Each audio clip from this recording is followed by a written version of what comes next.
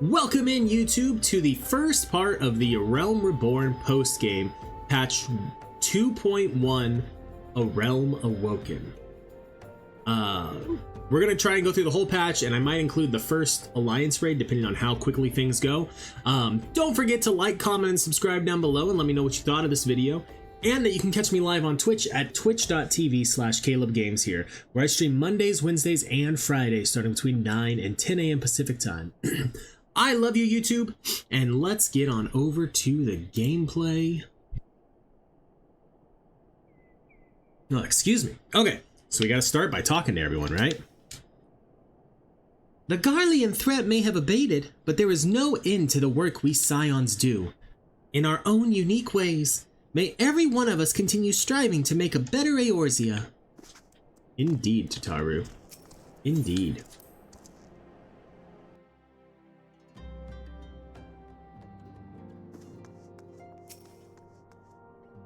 The nerve of some petitioners, engaging us as if we were a band of common mercenaries. I should be glad to refuse them all without a second thought.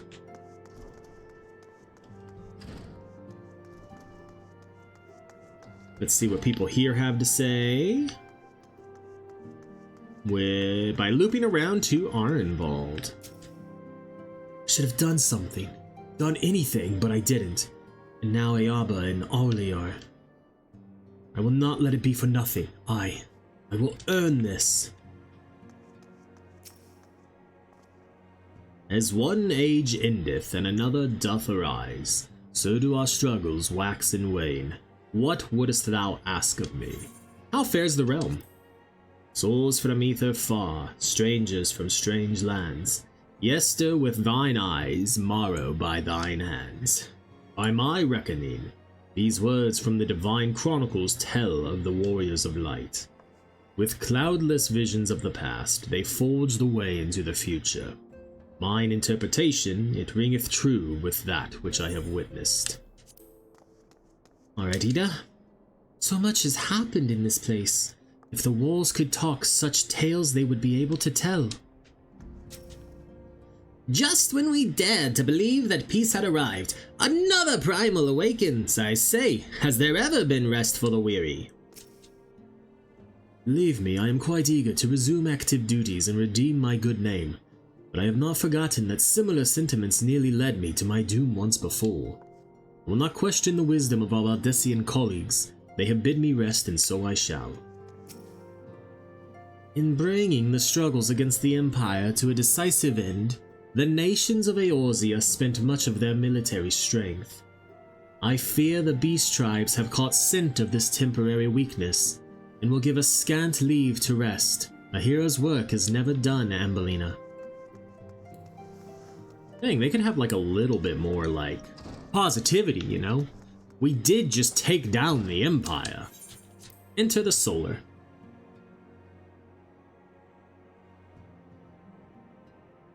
Alright, Menphelia. A recurring problem. We'll pick that up. Menphelia has need of your talents for a re-emerging primal problem. I'm pretty sure this is the hard versions of Ifrit, Garuda, and Titan. I know you have scarce had a chance to rest, but I am afraid there is still work to do. The Ultima Weapon's destruction, 'twould seem, has served to embolden the Beastmen, who now seek to call down their gods once more. Even as we speak, the Amalja, the Ixal, and the Kobolds are making preparations for their respective summoning rites. And that is but the half of it. Much to our dismay, all three tribes were somehow able to procure vast quantities of crystals. Oh, my turn to say something. Basically, this means the primals will be stronger than they were before. Far, far stronger. Their previous incarnations will seem as pale imitations. The beast tribes, we believe, began hoarding crystals with a vengeance in the wake of the Ultima Weapon's maiden appearance. You will remember that as the time it devoured 3 primals in one sitting. The Grand Companies are aware of the potential primal outbreak. Alas, Due to the losses they incurred to ensure the success of Operation Archon, they are ill-equipped to take any meaningful measures. After deliberation, the leaders concluded that they must needs turn to us once more. To thee. The etheric waves that were observed in Mordona do not appear to bear a connection to any beast tribe. Yet much and more still remains beyond our knowing. We must be prepared for all possibilities. I am loath to send you into the midst of danger again so soon, but none have proven themselves more capable against the primals than you. Will you undertake this mission, Ambellina? You have my thanks. I truly do not know what we would do without you. Go ahead, Thancred. With circumstances as they were, I haven't had the chance to properly express my gratitude. I owe you my life, Ambellina. Thank you from the bottom of my heart. A string of failures had left me feeling powerless. I wanted to be stronger, that I might do right by my fellow scions. But instead I caused you all no end of grief and suffering. I swear to you it shan't happen again. Owing to everyone's ministrations, I am quite recovered now. I hope to return to my duties again soon. Thancred's return marks the beginning of a new chapter for the Scions. Let us renew the fire in our hearts and continue to press ever forward. Now then, back to the matter of primals.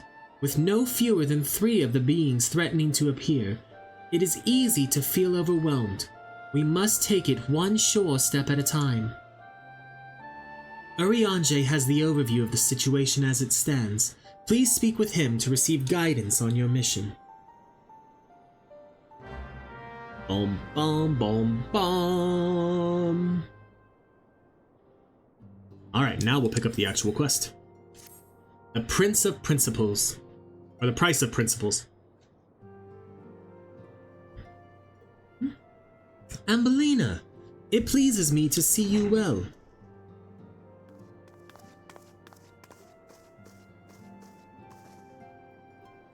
Do excuse me for interrupting, Ambellina. My lady, the gentleman from Ashgana Exports has just left. I understand now why you didn't want to receive him. You did well, Tataru. Please inform the guards that we will not be receiving any further guests this afternoon. Thank you, my lady.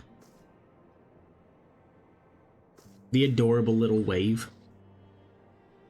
Ever since we defeated Gaius Van Baelsar and destroyed his ultimate weapon, the eyes of the world have followed our every move, scarce remembering to blink.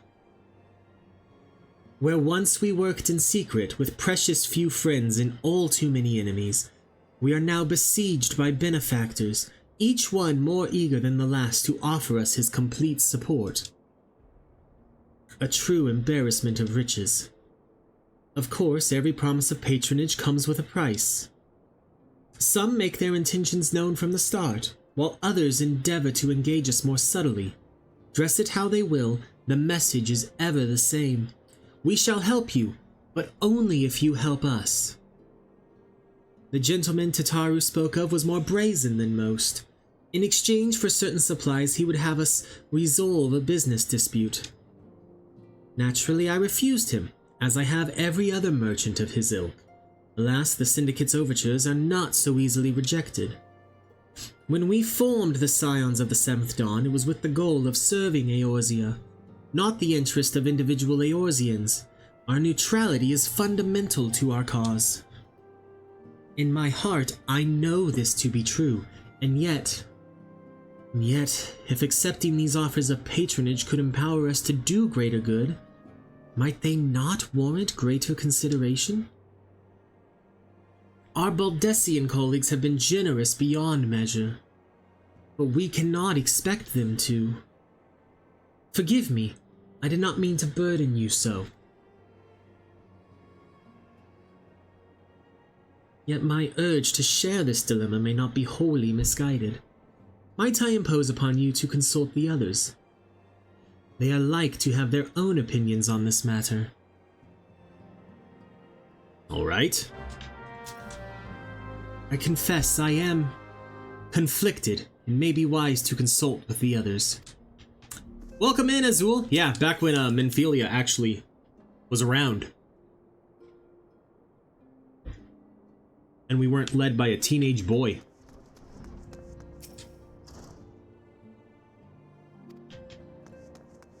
Now it makes more sense why Alphinaud's like, the nerve of some of these petitioners.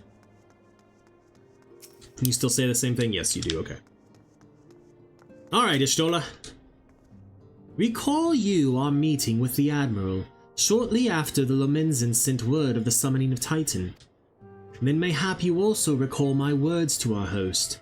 I said unto Merwib that her people had broken their treaty with the kobolds, and the beastmen had justly responded, that we had been called to intervene in a conflict which she herself had invited. I spoke, in short, the truth. And wherefore did I speak it? Because, owing no allegiance to Limsa, I felt no compulsion to allow the Lominsans to distort the facts to fit a narrative which justified their actions and absolved them of guilt. Upon this subject, Minfilia can expect a similar reply. Our many dalliances with the city-states have already weakened our claim to neutrality. But the path she contemplates would see us relinquish it entirely. I read your sentence so bad. I read Shadow got to the trial last night, beat it off. And I was like, that is... I didn't need to know that.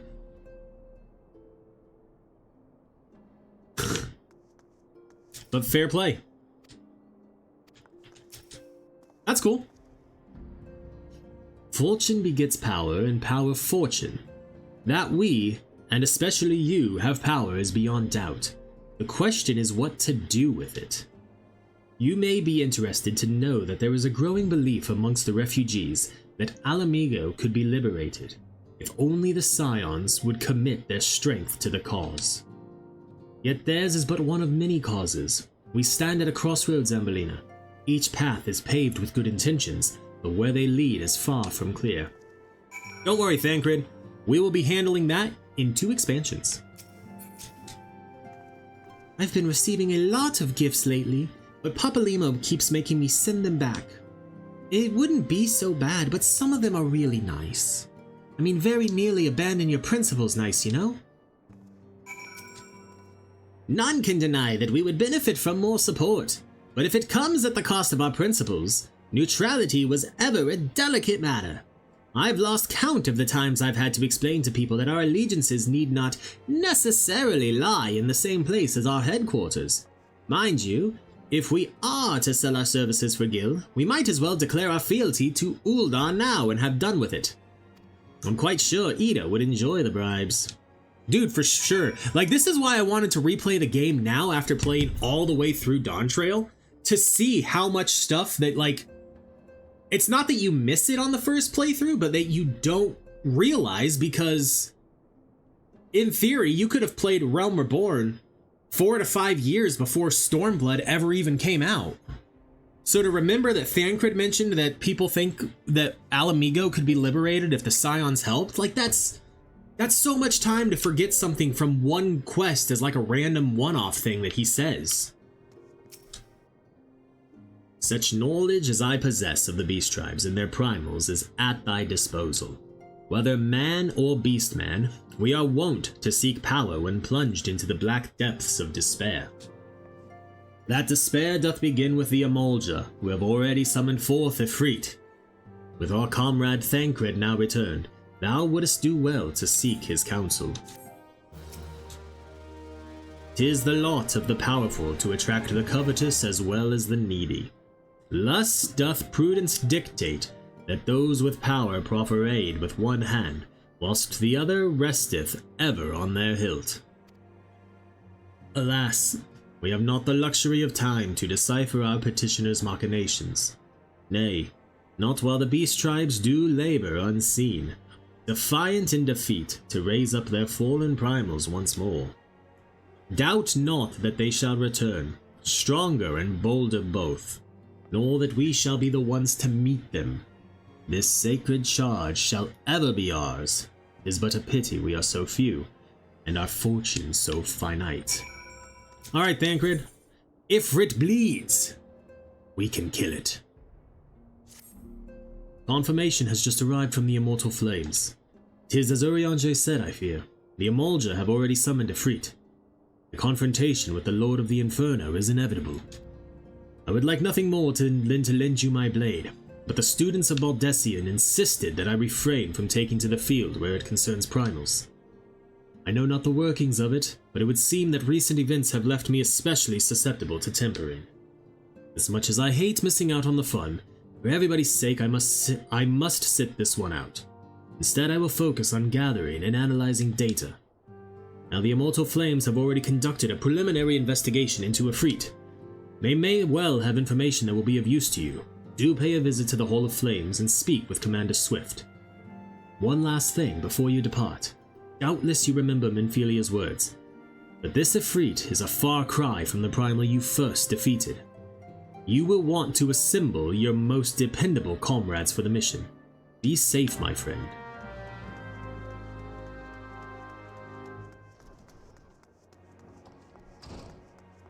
Nope, but we did hear Minfilia talking to Kryl in a cutscene, which was our first mention of Kryl. The situation is not wholly unexpected. I too have given much thought to our organization's future, though it would seem I have reached a different conclusion. Yeah, if you go ahead and watch the last part, after you save Minfilia and Tataru and Thancred and Papalymo, when they jump on Cid's airship and they're flying back to probably Verdania. But when they're flying on the airship, there's a cutscene that's voiced, and Alfino's talking, and like Minfilia's talking in the background, and you hear her talking to Kryl, like she mentions Kryl's name. Mayhap it is time I made my feelings known to the antecedent. Come along, Ambellina. Is this one going to be voice acted?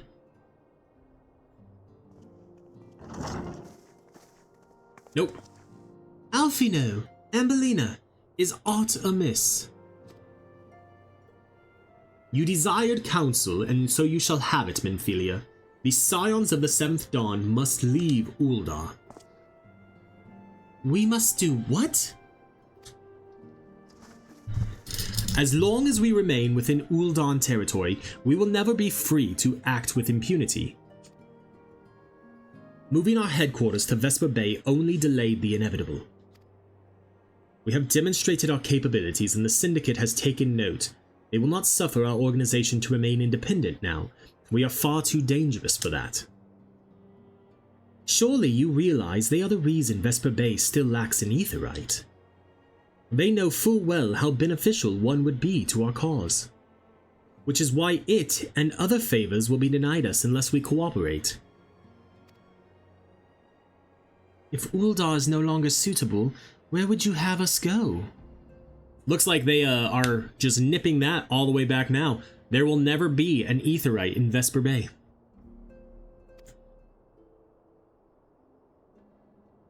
Experience has taught us that the appearance of neutrality is as important as the reality. Accordingly, we must keep each of the great nations at arm's length and plant our banner in a place which all agree to be beyond their borders. Mordona. Revenant's Toll, to be precise. It lies within neutral territory and offers all the essential facilities we require. By way of an additional benefit, it is also frequented by a veritable legion of adventurers who may serve to supplement our ranks.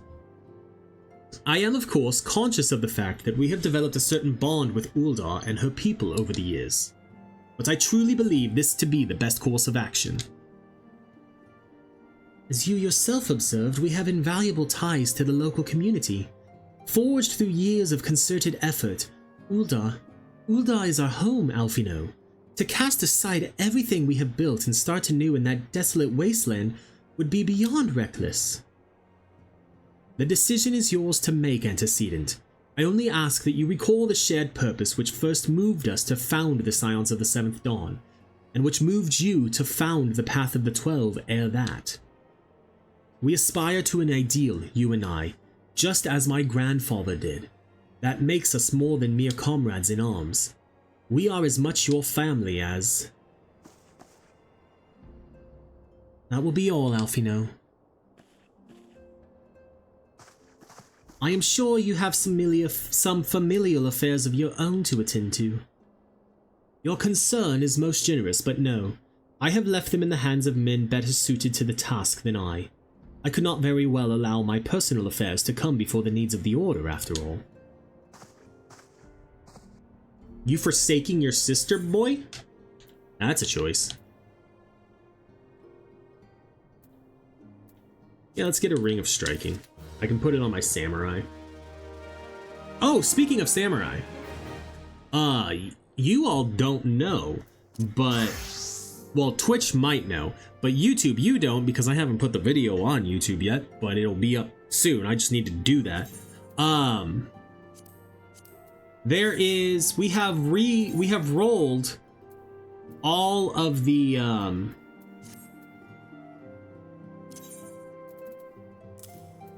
classes for Ambellina throughout the expansions.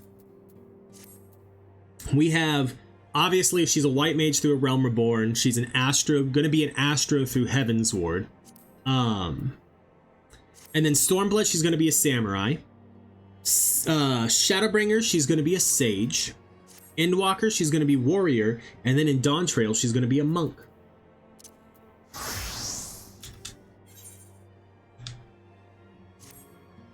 Leave Uldar. Has it truly come to this? Oh, Ambellina, pray attend to Alphino. He is engaged in some business or other and requires your assistance. Pray be on your way. Alphino waits upon you and I have much to think about.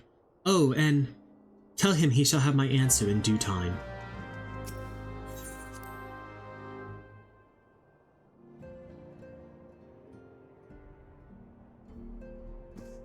Yeah, she's got to find her true calling.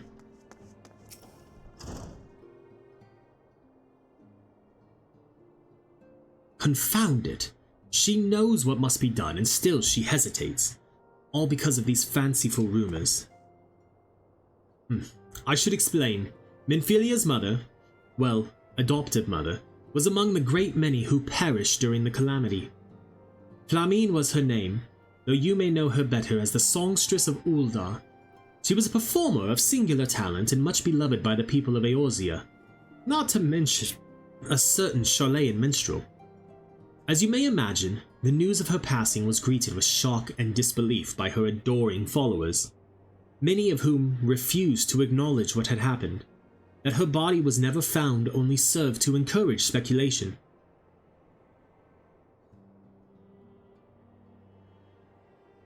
Minfilia, too, struggled at first to accept the truth, but as Flamine's absence stretched from months into years, she saw that there could be no other explanation. Until recently, at any rate. For whatever reason, rumors have once again begun to circulate that Flamine is alive and well. One of our informants, Father Iliud, has sent word that a woman matching the songstress's description has been seen of late at the seaside resort of Costa del Sol. If we could succeed in tracking her down, I have no doubt that any worries that now plague Minfilia's heart might be assuaged. I meant to set forth for La Nocia at once. Let us reconvene there and inquire with Master Gegaruju as to the veracity of these rumors.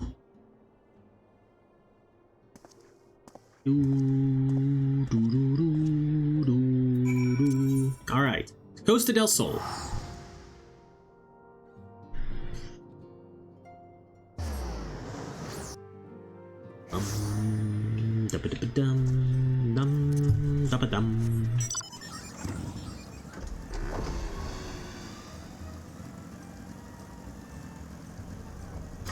Alright, what does Alphino have to say? Ah, you've arrived. Let us see if Master Gegaruju can shine any light onto the rumors regarding Flamine. Oh, sweet siren of the sands, my Makote muse, why have you forsaken me? To Titan's Bane! I mean, Ambellina, what brings you to my humble resort? Flamine! You mean to tell me the goddess made flesh who dwelt among us until so very recently was the songstress of Ul'dah? Egad's woman! If I had known that, I would have chained her to my bedpost and never let her leave. Buddy, you can't say that. Oh, for shame. To think that she now plies her trade for the riffraff off to the west or wherever she said she was going. It's a tragedy, I say. A tragedy! West, is it? Thank you, Master Gegaruju. Your information will serve us well. That said, there are any number of places she could be. I shall begin my search by the docks and see if any witnesses might have some knowledge to spare. I would be most appreciative if you could travel on to Wineport and do the same. I guess I can travel to Wineport. If you really want me to, Alphino. Dude, especially early game. I feel like early game Square made jokes like that a little more often. And references like that. And then they kind of moved away from it. Her husband had left. I meant no harm, sir. Well, if it isn't Ambellina, the savior of Wineport, to what do we owe the pleasure? Ah, yes, we did receive a customer matching that description. She was a delight to behold, to give the woman her due, but her perfume was so ghastly. I had no choice but to eject her from the premises. Interfering with tastings, you understand. If she is your quarry, why not consult your blind associate? His olfactory perception is without peer. Given that I could smell the woman from a mile away, I dare say he could smell her from 10. Alright, yeah, let's go talk to, why?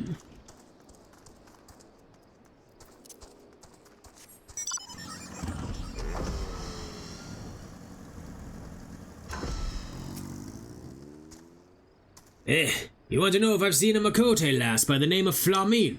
I wish. I haven't seen a lass of any description for far too bloody long. Excepting yourself, of course. So I bet he doesn't say that last line if you're a dude.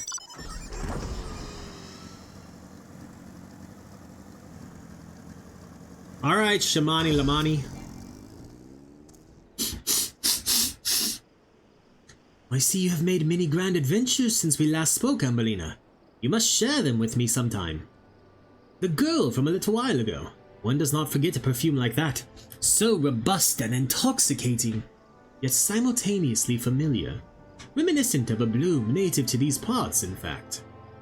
I said as much when we spoke. She complimented my powers of observation and asked me where she might find some of the flowers.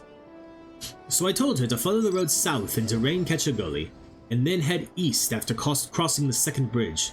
The flowers which grow in the shade of the cliff have the strongest scent, you see. If you make haste, you may yet find her there.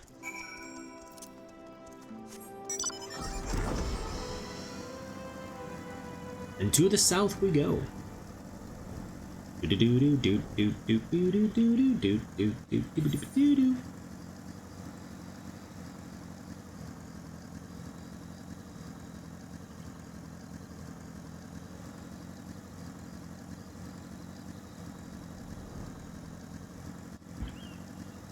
Where's she at? Over here. About to be attacked by something. A hoary Goobu.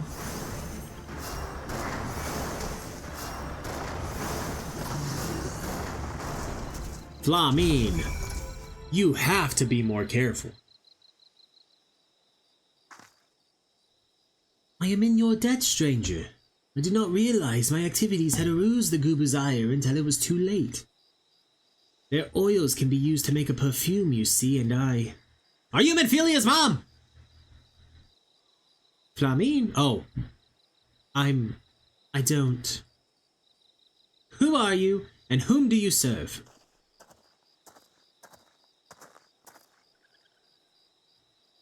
It appears you've already found our woman. Consider me impressed, my friend. The songstress of Ul'dah, I presume, Menphilia, or should I say, Acilia, is looking for you. Acilia? You are the very picture of health, my lady, yet the world thinks you dead. I can only conclude that this was by design. The question is, why? Not everyone who endeavors to find me does so with the best intentions, child. You will be pleased to know that I fully intend to reveal myself to Menphelia when the time is right. Oh, well that does please me, more than you know.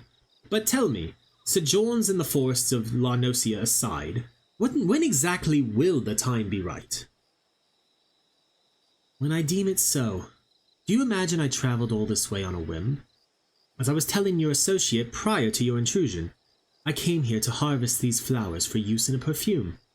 Does that satisfy your curiosity, or would you interrogate me further? My apologies for the interruption. Anyway, now that we all have that which we came for, might we continue this conversation in a safer locale? Wineport, say.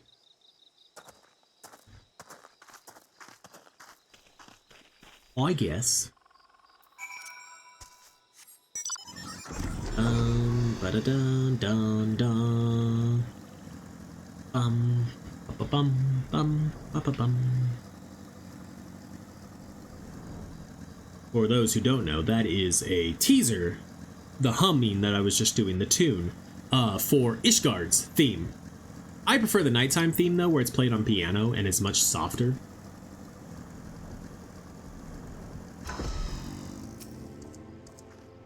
Rescued yet again from the jaws of a ravenous Gubu, how quickly we forget the lessons of the past. Though I was not solely to blame for that foolishness. This is not at all how I had envisioned it. I can scarce begin to imagine the emotions will go through Menphelia's heart when she reunites with her mother after all these years.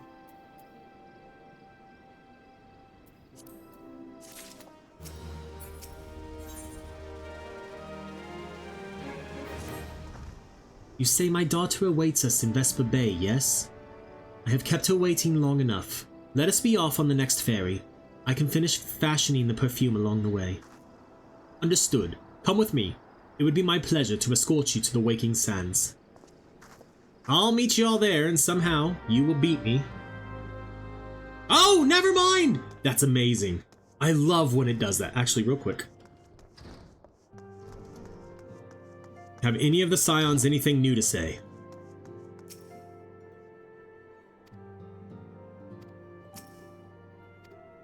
They do not.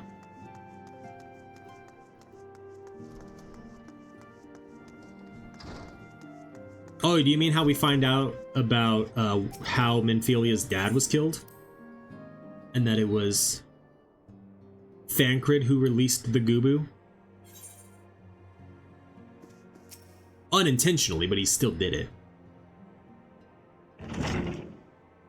Is this one voice acted? Nope. Antecedent. You have a guest. Flamine! Asilia.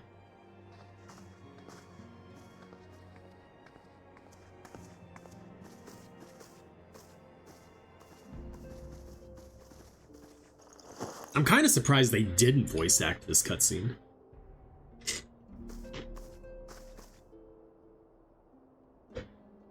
Alright, Azul, I'm gonna need you to go ahead and explain because I must have missed it.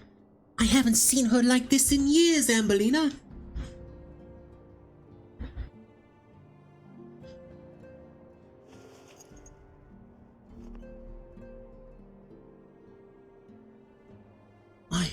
I never truly believed it when they told me you were dead. But what kept you away for so long? The Imperials came for me as I always knew they would, and so I resolved to stay as far away from you as I could, lest their pursuit of me endanger you and our cause.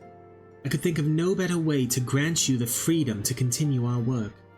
And continue it you did, achieving things I would not have dreamed, I would not have imagined possible. I followed your every success and celebrated in secret.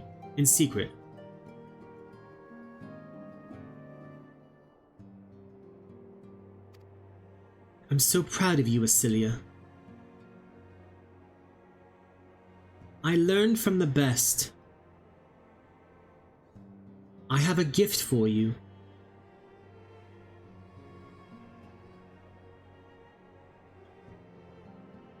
Celestia perfume! You remembered! How could I ever forget?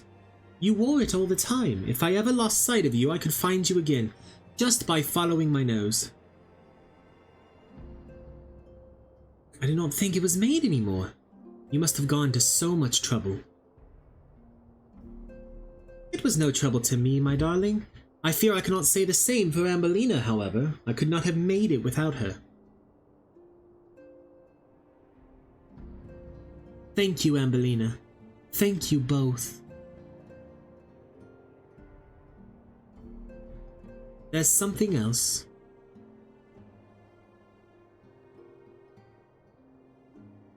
This is the cat's eye I found.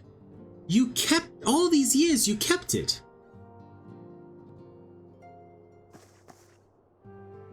My father was a member of the Alamegan Resistance.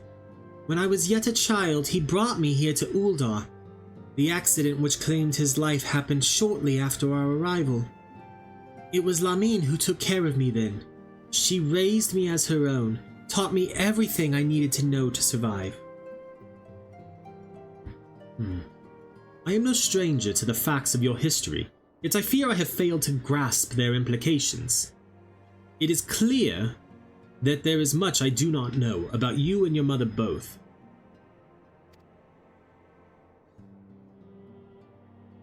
One of her first lessons to me concerned mining, and I was a very dedicated student.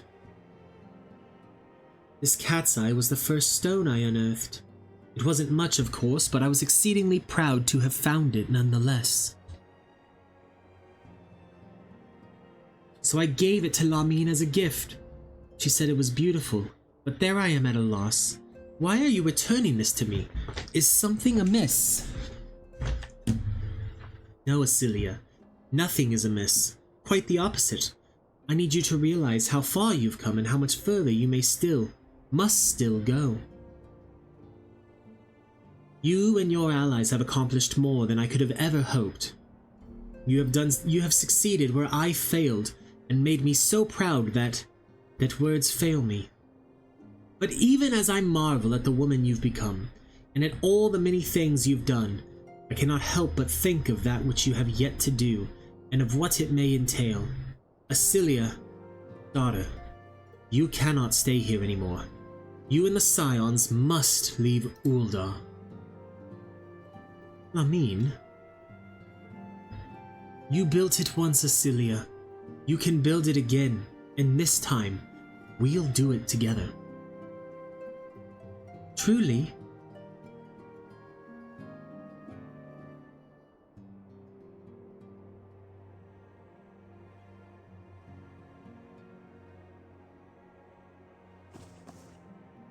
Alphino, the time has come for the Scions to leave Vesper Bay. We shall establish a new headquarters in Revenant's Toll as you proposed. Much work lies ahead of us. Inform our fellow Scions and send word to the students of Baldessian. Preparations begin at once. Indeed.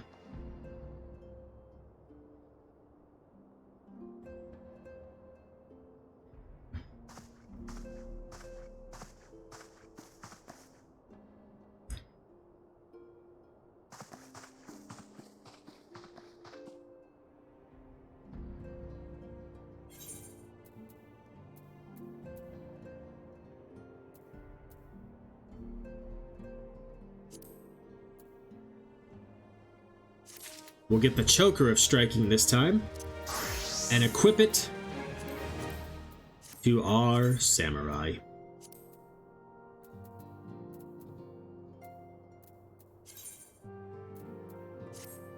Okay.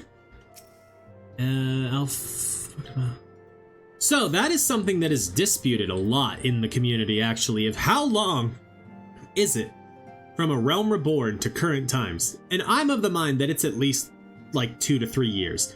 But other people are like, no, it takes place over the course of like 6 months. Because the twins haven't aged at all. And I'm like, okay.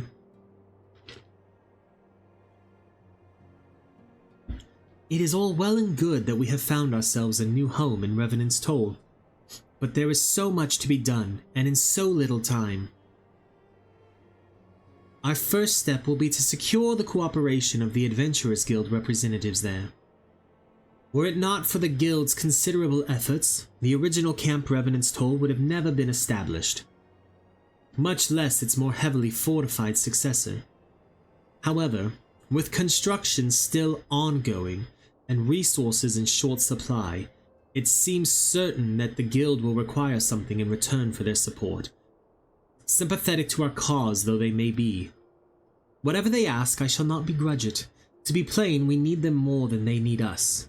Without their assistance, such essential tasks as securing new facilities, cultivating relationships with local merchants, and recruiting adventurers would prove difficult, if not impossible. You need not concern yourself with such matters, Antecedent.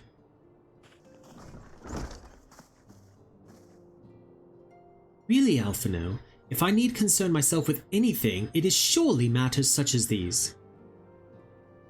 Indirectly, perhaps. I submit that you might instead concern yourself with a different matter, namely, to whom the resolution of such matters might best be entrusted. And here I am. Nor do I come alone. May I present the esteemed emissary of the Adventurers Guild at Revenant's Toll. It is an honor, Antecedent. Upon receiving word of your intentions from Master Alphino, we thought it best to begin talks at the earliest possible opportunity. Know that my associates at Revenant's Toll hold the Scions of the Seventh Dawn in the highest regard. We should be honored to welcome your organization. There are, of course, certain provisions which must needs be negotiated. If it please you, I would do so. It does. Madam, unless I am much mistaken, you are the one— well, wait, that's the Alphino voice, hold on. Madam, unless I am much mistaken, you are the one known as Ambellina. Are you not? May I say, what a pleasure it is to make your acquaintance. Slaffborn spoke of you in the most glowing terms. To steal an Imperial Reaper and then use it to infiltrate a Garlean castrum is an undertaking few would contemplate, and fewer still survive. You shall always be welcome at Revenant's Toll. We hope you will favor us with your presence again ere long.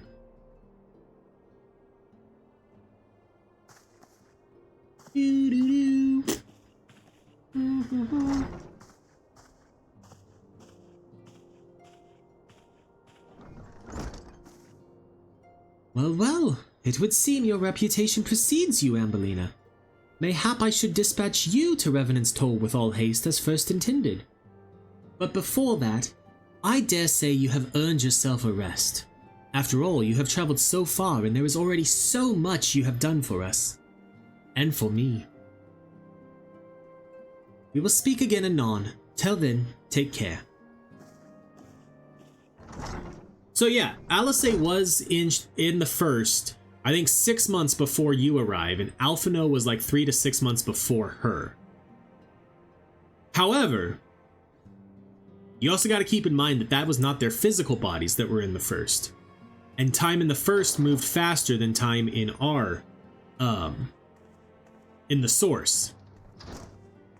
Ah, Ambellina, were you able to get some rest? I would ask you to come with me to the Solar. Alphino has just returned, and it would seem there is something he would share with us. Oh, I'm still in my samurai. I didn't swap back before I picked up the quest. Oops.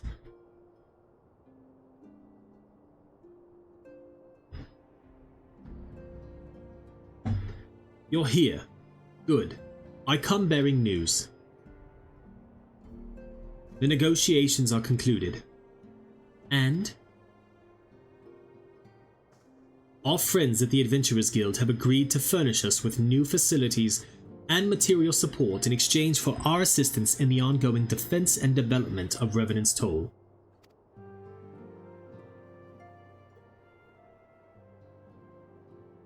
The Scions of the Seventh Dawn shall have a new home in Mordona, the Rising Stones. Woo, yeah! A bittersweet victory, if truth be told. I cannot deny that I had come to look forward to Tataru's tales of our many guests and their many, many demands. From the waking sands to the rising stones. Passably poetic. That wasn't your doing, was it? I too have news to share. In expectation of this momentous day, I personally informed the Alliance leaders of our plans, and they have each pledged their full support, General Rabon included. Moreover, I have decided that the time is right for us to cast off the vestiges of our Order's veil of secrecy and announce ourselves to the world. Are you sure that is wise, Antecedent? If anything, it is a mere formality. Our existence is quite possibly the worst-kept secret in Eorzea. Let us affirm our identity, proclaim our achievements, and that all may know what the Scions of the Seventh Dawn stand for.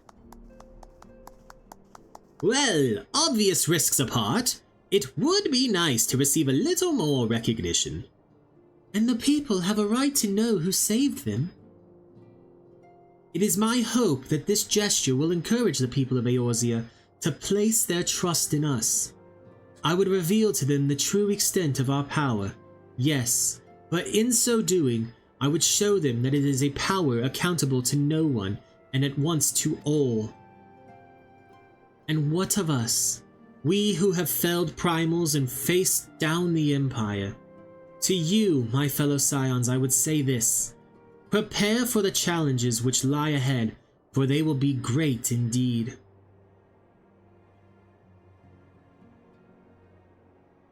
Great, I say, yet no greater than us, and we will rise to them, as we have time and again, united as one.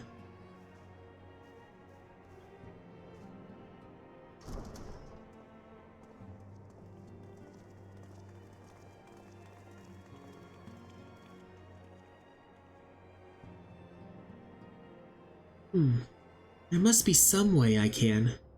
Wait, that area is said to be rich in minerals. Maybe I should ask Flamine to teach me the basics of mining too.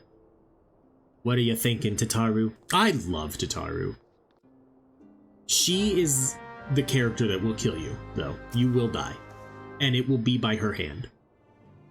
She will cuddle up to you all nice and like adorable, and you'll become great friends, and then she will stab you. Like, she's a Tonberry! That is what she is! 100%!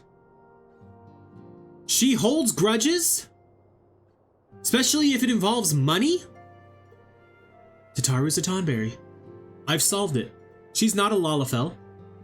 She's a Tonberry.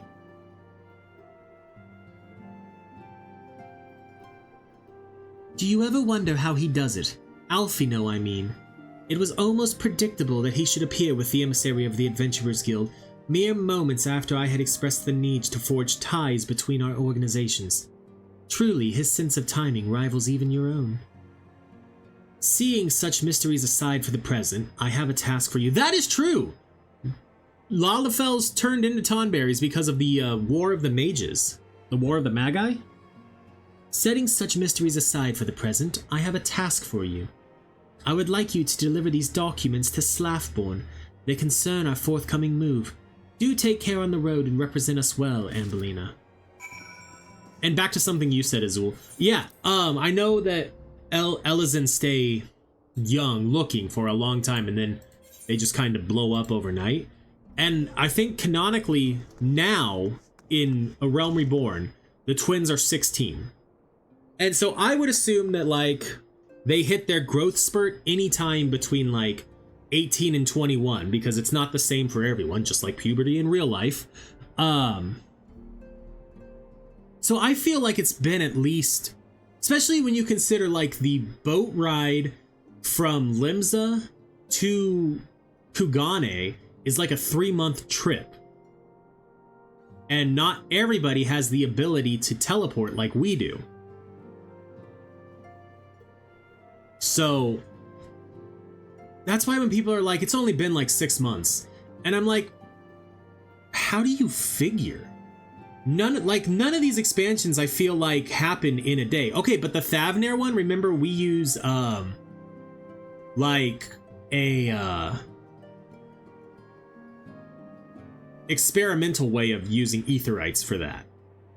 But I would assume the thing from Limsa to Tuliolal even is probably a 3 or 4 month trip. So like that's 6 months alone just on those. And there's no way most of these expansions all happen within the span of like a week. Especially like in post-game, when it involves like some of the side quests, like the Alliance raids or the normal raids, and like you finish it at the end of one patch and you go and talk to the people again at the next patch that they release. They're like, oh, hey, how you been? It's been like weeks or months since we last saw you.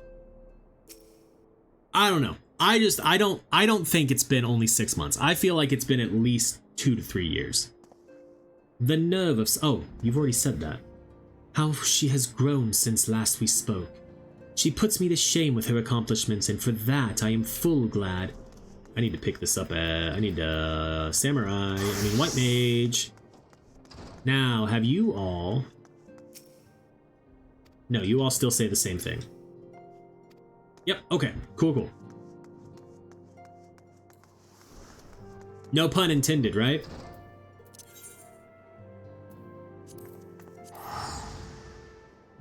I also don't know, like, how soon they would grow them up anyway.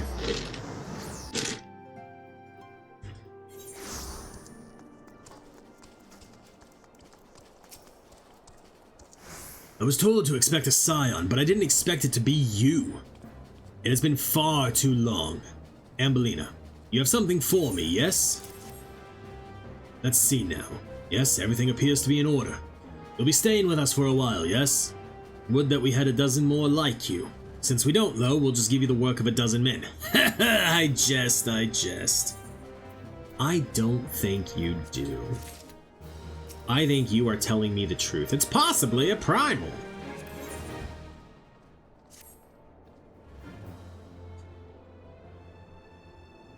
Back to the work of a dozen men, I see. But I jest. Even I can appreciate that a woman such as yourself has little time for menial tasks. But since you're here, mayhap you'd be keen on having a look around the Scion's new home.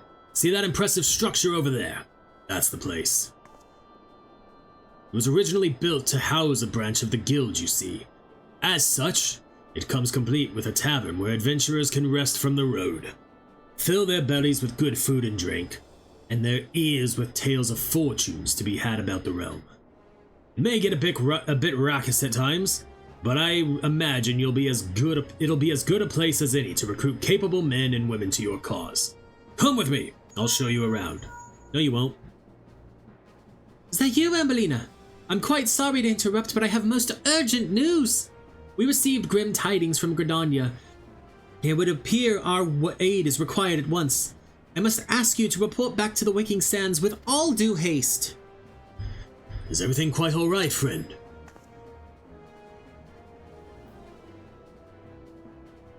I can't say I'm privy to the details, but it would appear this is no time for a leisurely tour. But no worries. You can rest assured that I'll see to all necessary arrangements. Pray return any time after you've seen to your more pressing matters.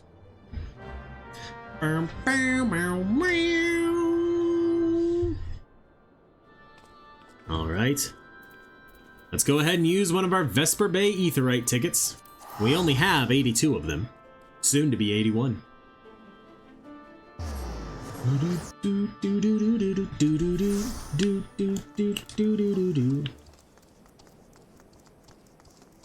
And we jump. And we jump. And we jump. A messenger from the Twin Adder came to the Waking Sands while you were in Mordona. I wasn't privy to his conversation with the antecedent, but I did see the look on her face after he took his leave. Something is definitely amiss. Could it be that the Ixal have summoned Garuda again? Or mayhap Imperial forces have been sighted within the Shroud? Well, whatever it may be, I'm absolutely certain it's nothing you can't handle. Now go and ask the antecedent if there's anything you can do. Pray do not tarry, Ambellina. The antecedent needs you.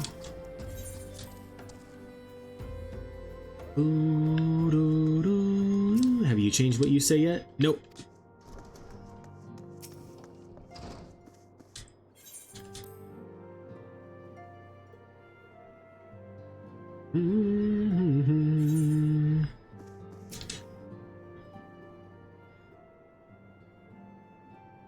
I knew this day would come, yet I prayed it would not come so soon. We have reason to believe that another primal, or an entity resembling one, has been summoned in Gridania.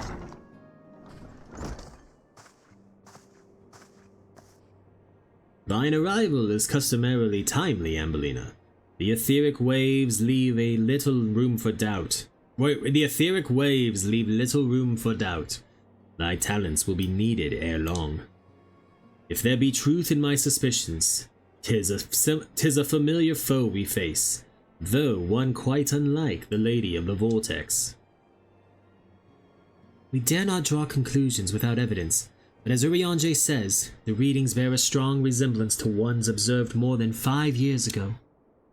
Oh, though I had hoped the Moggul's Guard beyond such follies. Suffice it to say, this disturbance warrants a full investigation. Thy presence hath been requested by Commander Huelo. He awaiteth thee at the Adder's Nest. Pray hasten to Gridania, Ambellina. Ida and Papalima will rendezvous with you there. May you walk in the light of the crystal. And now we return to Gridania.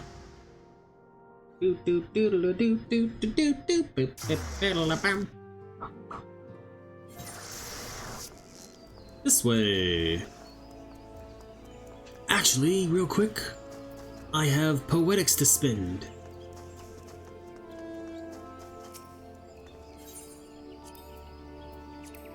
Let's see. Let's get the pants. That's all we can get.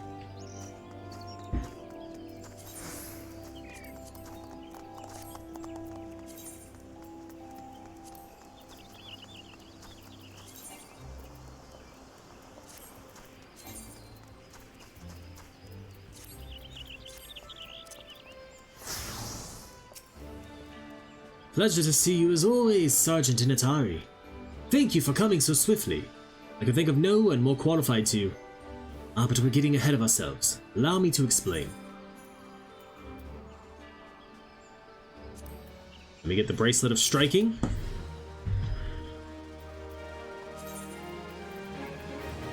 Let me swap to Samurai. Let me equip the Bracelet of Striking.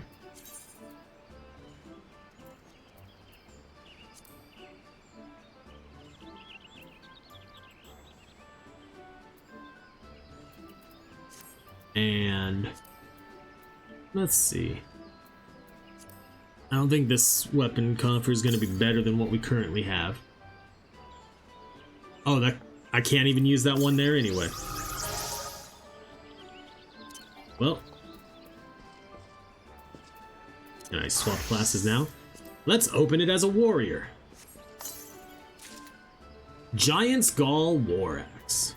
Okay. Back to White Mage though, and we will pick this up in just a second. We're going to take a short break real quick so I can run some ads to get rid of pre-rolls. We will be right back. Let's pick this up. Hail to the King, Kupo. Not long ago, the Moogle Kuplokop visited the Adder's Nest to request an audience with the Elder Seedseer. He spoke of an imminent threat to all Mooglekind, one which would imperil the entire Twelveswood if left unchecked. You proved an able ambassador to the Sylphs, and we would have you reprise the role in your dealings with the Moogles. The rest you should hear from Kuplokop himself. He awaits you with the Elder Seedseer at the Lotus Stand. Alright, to the Lotus Stand.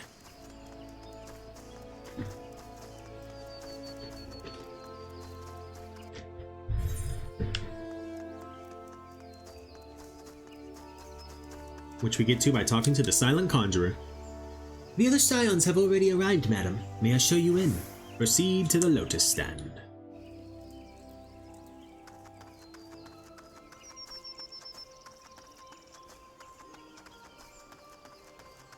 We gotta talk to all the people we can talk to. So Kuplokop. Oh, I don't know about this. I don't know about this at all. But I suppose Rhea-Oh's right. They have left us no choice. Kupo. It must be something bad to have gotten Kuplokop this worried. Have you seen the way his thingamy is bobbing? Our guest has brought ill tidings which must needs be heeded. He isn't that right, Kuplokop? A threat to Moogle kind? I had hoped the antecedent suspicions were ill-founded, but I cannot see who else it could be.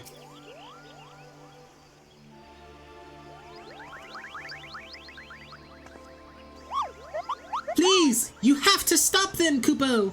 But you mustn't kill them! They're not bad Moogles, Kupo! They're just misguided! A gentle, no, firm thrashing is in order. Yes, but no... Calm yourself, Kuplokop. Can you not see that she hasn't the faintest idea what you're talking about? Be quiet this instant. Pray forgive his witless outburst, sister. Most grateful am I that you have come, Ambellina, and upon such short notice. Truly, Redania could not wish for a more stalwart ally. But you are doubtless eager to know wherefore we summoned you. Our friend Kuplokop has brought to us news of a most unsettling development. It would seem that good King Mogglmog XII has returned to Eorzea. A curious thing to hear, I know. Truth to tell, I myself cannot say for sure if he is a genuine figure from history or some manifestation of Moogle mythology. Kuplo here would have me believe the former. Once upon a time, we Moogles served the gods in the heavens. It was quite nice up there. Unspeakably beautiful, unimaginably spacious, and with a literally endless supply of wine, Kupo. In spite of this, or possibly because of the last part, the gods eventually became discontented and started squabbling, which made life jolly difficult for the poor Moogles. So good King Mogglmog XII, may his glorious name live forever, decreed that the time had come to leave Kupo. The realm of man would suffice, he said, so all the Moogles should live there instead. Unfortunately, the two realms are so far apart that we couldn't safely fly down. But could good King Mogglmog XII, may his miraculous foresight ever be praised, knew exactly what to do, Kupo. He had a rope, you see, the longest one ever woven. This he nobly held while his subjects climbed all the way down to the world below. And that is how we Moogles came to this land, Kupo. All of us except good King Mogglmog XII. May his courageous sacrifice never be forgotten. He alone would remain in the heavens so that Mooglekind might at last know peace. Except that he has not remained in the heavens, from what I understand. That being your reason for contacting us, yes? I'll bet he tied the rope to something. Good thinking. Remind me again what the problem was with him returning to Eorzea? The problem, Ida, lies in the fact he was summoned. It is our belief that good King Mogglmog XII is a myth made manifest via means akin to those employed by the beast tribes in their summoning of their gods. Wait... You're saying a handful of Moogles with a boatload of crystals wished really, really hard and he just sort of appeared. Would that even work? What I cannot fathom is why they would even try. With Garuda humbled and the Ultima weapon destroyed, what new threat could have prompted them to take so drastic a measure? Might that not in itself be the answer? Twice in the last half-decade, Eorzea has been brought unto the very brink of destruction, only to be spared at the last by the heroics of a chosen few. To you who braved those tempests and survived by virtue of your own strength, this latest period of peace will doubtless seem a welcome respite. But to those who had not the power to defend themselves, who were spared only by another's grace, this is merely the calm before the storm.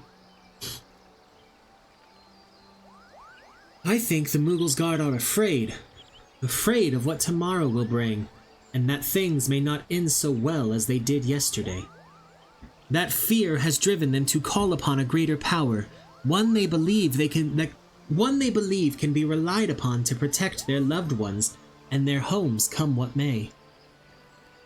I assure you, the Moogles Guard only want to protect the forest from outsiders. But ever since the return of King Mogglmog XII, May his boundless grace fill our hearts with love.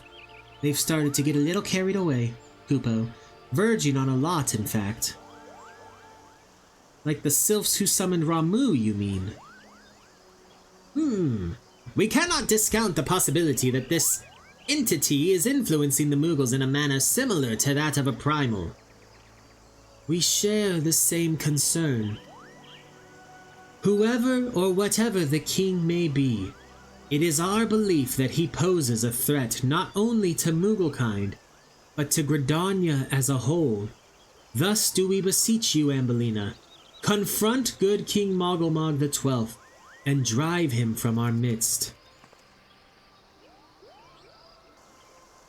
Humbly I do thank you. The sanctuary of the Mughalsguard and their liege lord is concealed by magical wards. Brother Isumiyan of the Conjurers Guild will doubtless be able to offer insight on how they might be dispelled. Pray seek his counsel ere you proceed any further. If you insist, I can do so.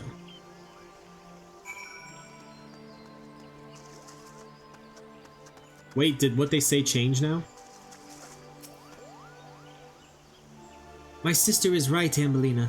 For the Mughals' sake, and our own, banish the king from the Twelves Wood. Remember, no killing, Kupo! A sound thrashing will more than suffice. Oh dear, oh dear. If you are to confront good King Mogulmog XII, you must needs find a way to defeat his magical defenses. Upon such matters, Brother Isumiyan is something of an authority. Pray consult him without delay. You mean my old guildmaster? Alright. I can do that. Da da da dun dun dun da da da dun dun dun da da da do. This way. Sprint!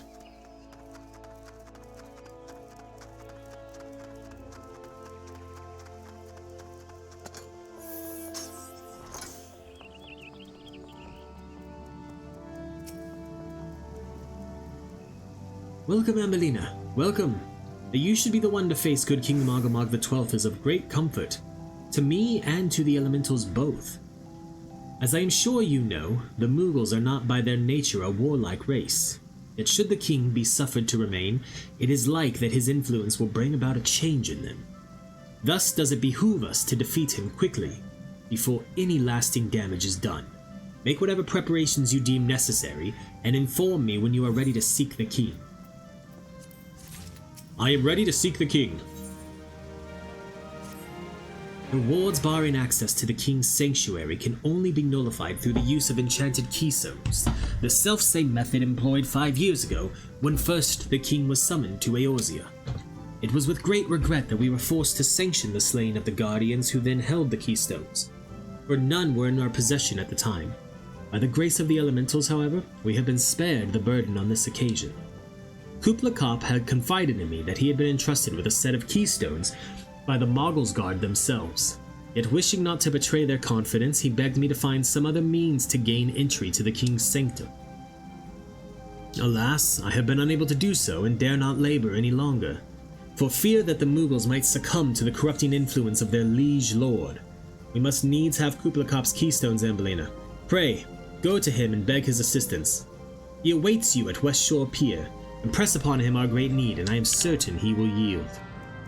Now, when you say impress upon him, am I whacking him with my cane? Whack!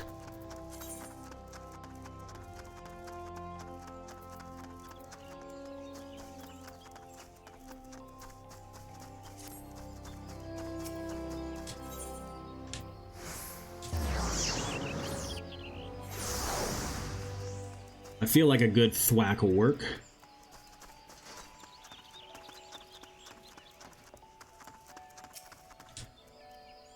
So, how will you do it, Kupo? Oh, he told you about that. Well, if there truly is no other way, I'll do it, Kupo. Take the ferry to Sweet Bloom Pier. I'll go on ahead.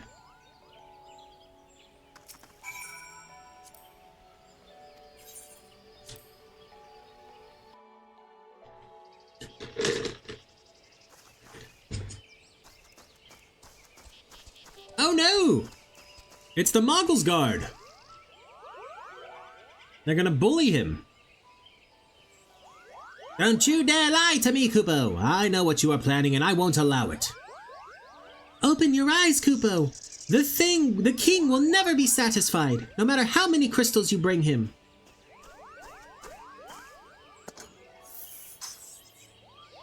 We offered you a choice, and this is how you repay us? By consorting with this Makote? Imperials, Guardians, Sylphs, you're no different from the rest of them. Actually, you're worse, Kupo. Traitor to his kinsmoogle, he plots treason against the crown. Enough! Kuplokop will answer for his crimes soon enough, as will all who defy the will of good King Mogglebog XII. May he reign forevermore, Kupo.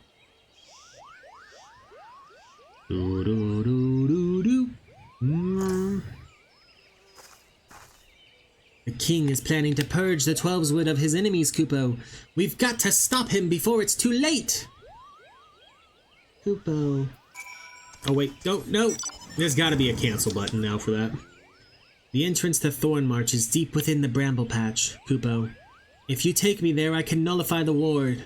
But be warned, the Moggle's Guard has set traps to lure enchanted beasts. I can't hide from them, so you'll need to protect me, Kupo. Alright.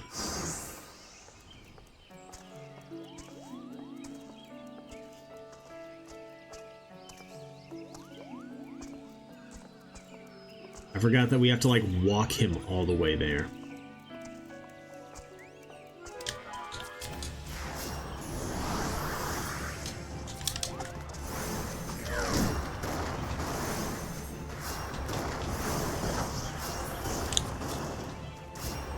Keep going, Kupo.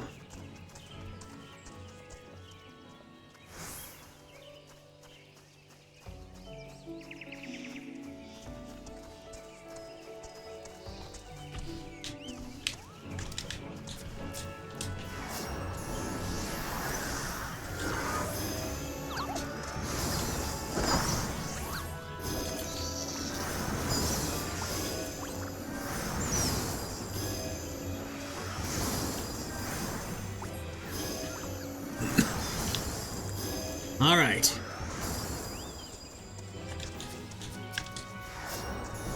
Malevolent Galago?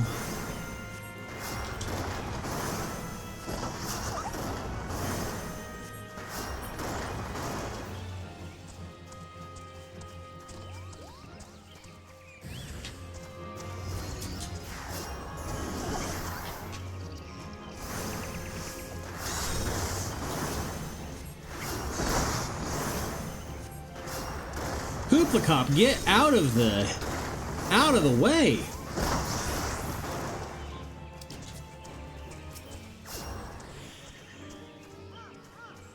This way.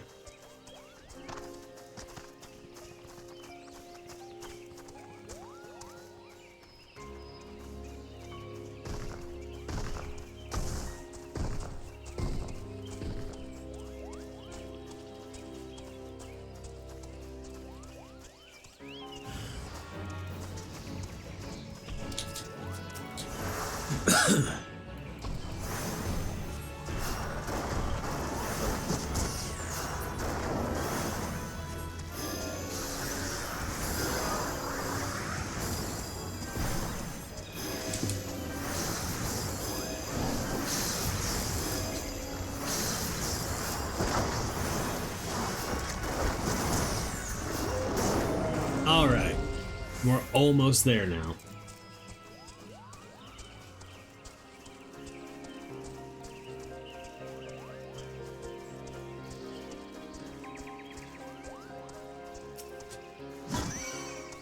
Oh!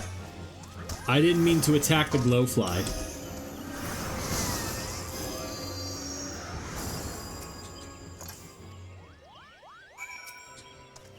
Are you ready to face the king, Kupo? Then step closer to the ward. Raise your hand and focus like when you attune to an aetherite, Kupo. I'll open the way for you.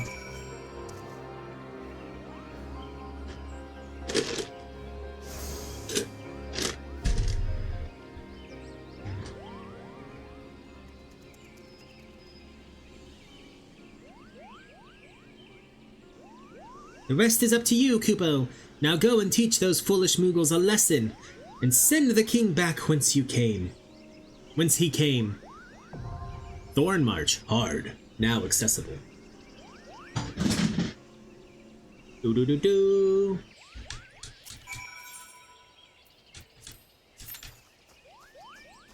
Alright, well, while we wait for this, let's go back to Mordona, and let's start picking up the Crystal Tower series. Because we're gonna have to complete that. I still can't believe I never realized this outlandish man was Nero. I mean, he clearly looks like it. Look at that chin. I just never realized it. Legacy of Alec. Do I know you? Ha! Unless I am very much mistaken, you are the famed adventurer who bested the Garlean Empire's general, are you not? The great Ambellina Initari herself. Amazing! And more than a little serendipitous. One might even call it fate. I but recently received word of a truly unique opportunity, you see. An opportunity the like of which none... Nope, never mind.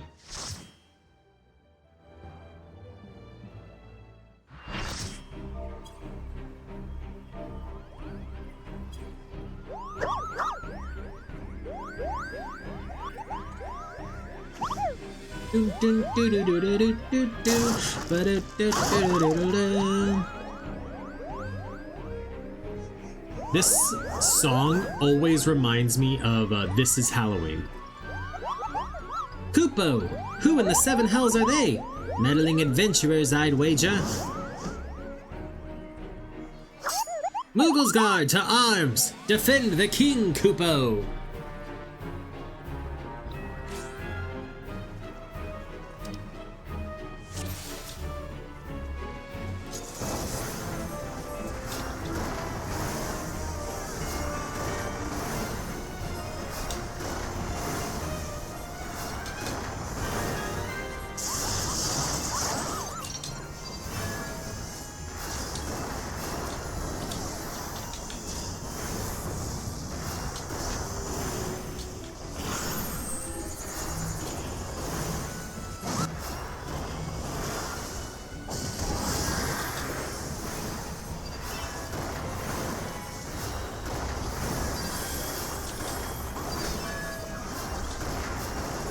Used to, this fight was a little more difficult. You had to kill the things in a certain order.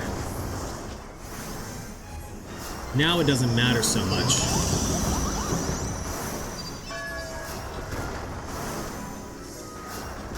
Moogle Day Night Fever.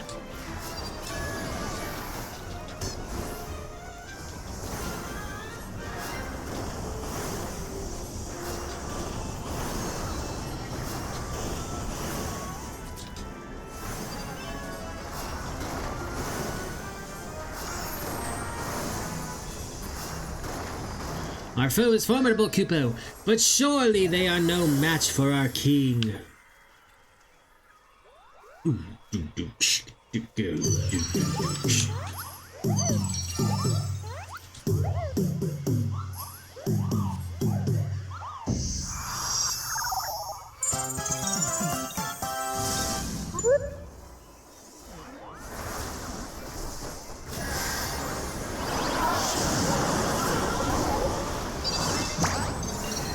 Did you not hear?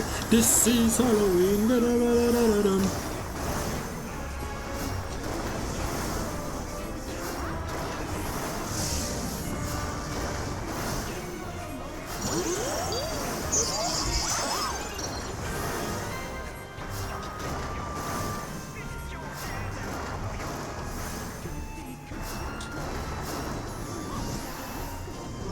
Oh, don't stand in that.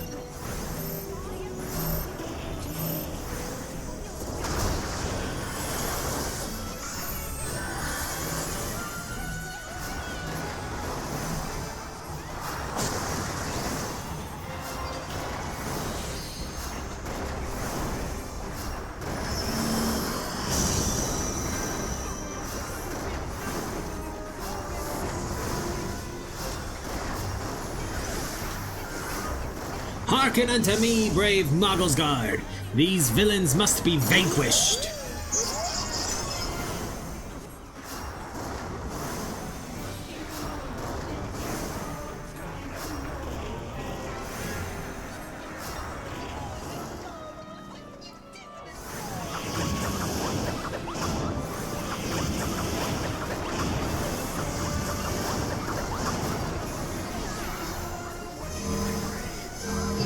Don't want to be a part of that.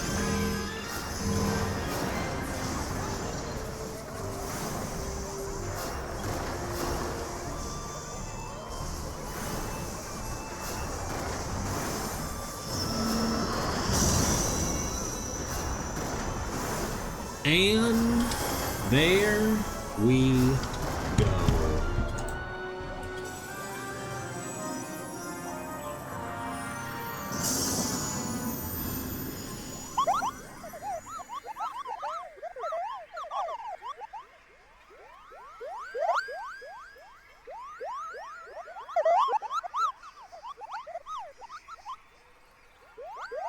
And there they all go. Two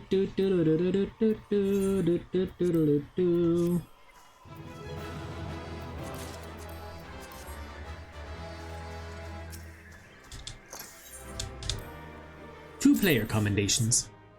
Who?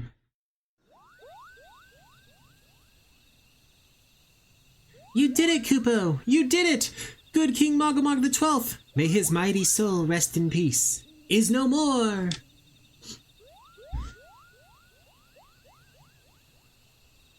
I shudder to think what might have happened had you not stopped the Mogglesguard when you did. Thank you, Ambellina.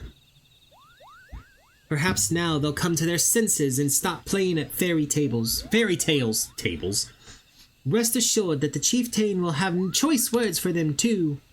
You should go and tell Puknipak that the king is no more, Kupo. She's with Rhea O at Camp Tranquil and can relay the news to the chieftain.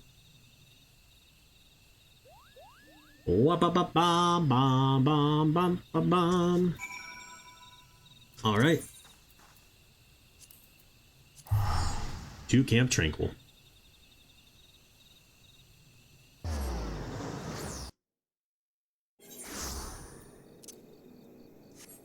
And then we talk to Rhea O.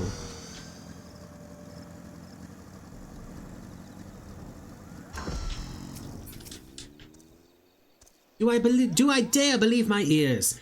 Good King Mogomog the 12th, may his magnificent virtue serve as an example to us all, has fallen! All Mugglekind owes you a debt, Kupo. Ah, and I sense Rhea O wishes to congratulate you as well. I shall let you two speak without fear of interruption. Your bravery in service to the Twelveswood and her Muggles shall not be forgotten, Ambellina. My sister will doubtless wish to hear the tale of this great victory from the mouth of the woman responsible. Pray return to the Lotus Stand and treat her to a full account of the day's events, while the details are yet fresh in your mind. Okay. Y'all sure got me going every which way.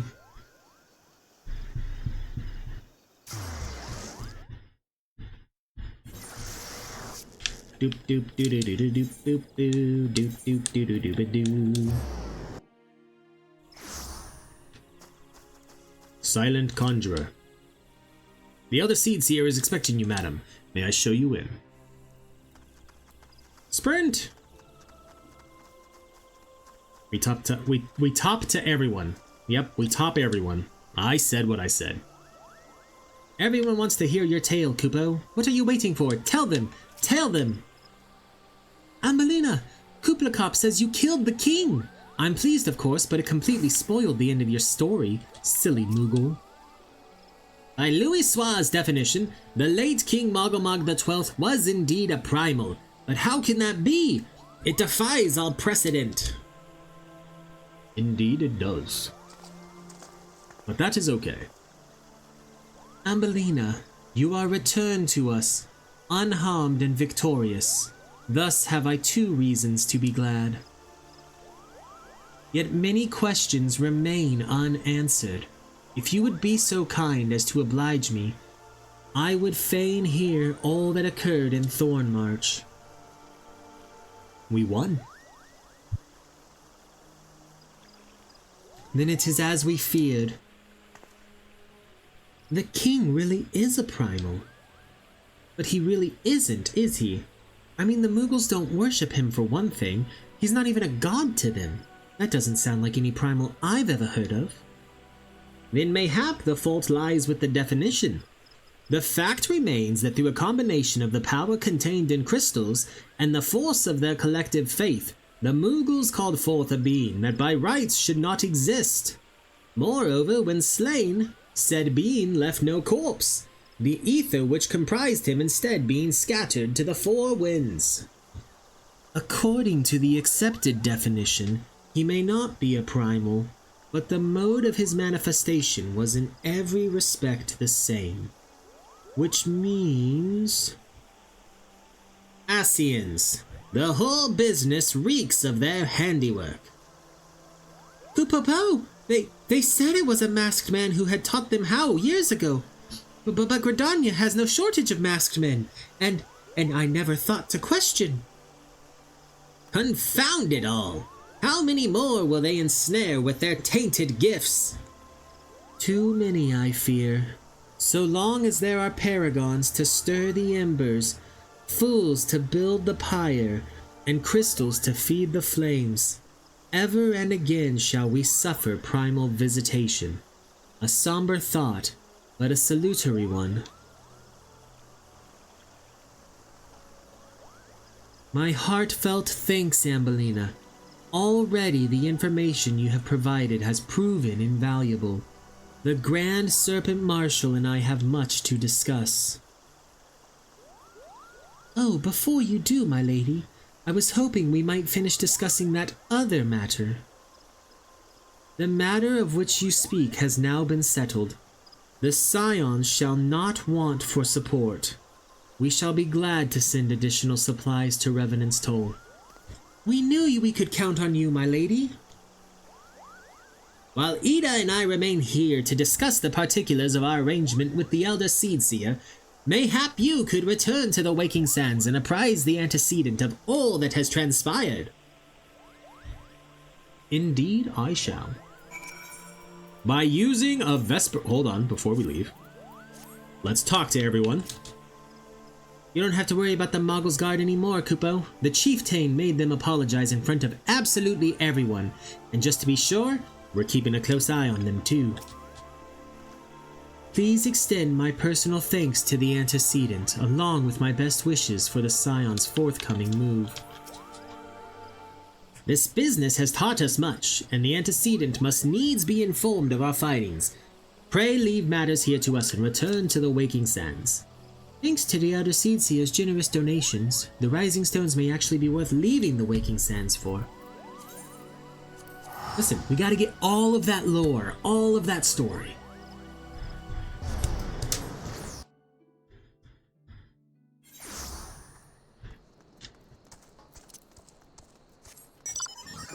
Dun dun dun dun dun dun dun dun dun dun. The Garlean threat may have abated, but there is no end to the work we Scions must do. Okay, that's what she said at the start of the stream. Alfino and Flamine are gone. What about you all? Do you have anything new to say?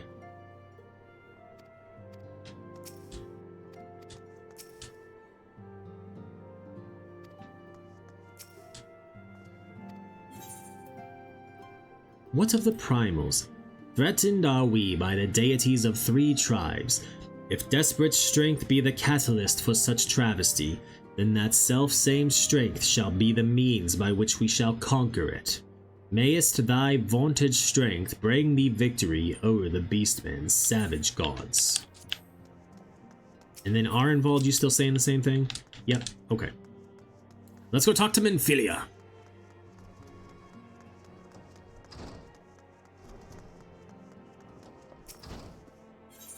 I am surprised at the lack of voiced cutscenes. Like, I swore there were more than what we've had. It is good to see you hale and healthy, Ambellina. I received word from Ida in Papalimo that you had felled good King Mogglemog XII, but I had hoped to hear your version of the tale.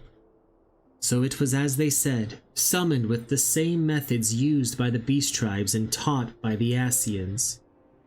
Though unfortunate, this incident did at least serve to remind the Elder Seed Seer of our usefulness. Her offer of additional support could not have come at a better time. My thanks, Ambellina. The Gifted. Why does it look like she is laying on the ground? Owing to the tireless efforts of all concerned, we are at long last ready to bid farewell to Vesper Bay. So as to avoid drawing undue attention, we shall make the journey to Revenant's Toll in small groups, departing at regular intervals.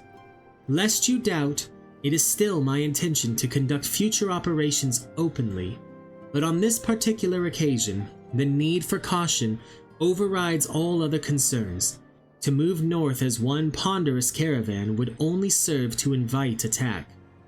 It seemed only right that I should be the last to leave, and I would have you remain with me until the end, Ambellina. Upon my departure, the Waking Sands will formally cease to be our headquarters, and the premises will be given into the care of Urianger. I had thought to relinquish the property, but he was quite adamant, and I had not the heart to disagree. These walls have borne witness to some of the brightest and darkest moments in our Order's history. Mayhap it is best that we do not forsake them entirely. Urianger shall remain here and devote his energies to studying the nature of primals. By the grace of the 12, he will one day discover the permanent solution that we have sought for so long. Of course, he will not be alone. Alize shall continue to work closely with him as well. I forgot that she was mentioned here. Should they require our assistance, I have their assurances that they will not hesitate to contact us. Speaking of Urianger, would you inquire of him if any tasks remain undone? I cannot escape the feeling that I have forgotten something important. You mean like Tup Samadhi? You probably shouldn't forget that. Have you been keeping well, Ambellina? We may have earned ourselves a respite, but there is still much and more to do. Together, let us continue to shine the crystal's light upon Eorzea.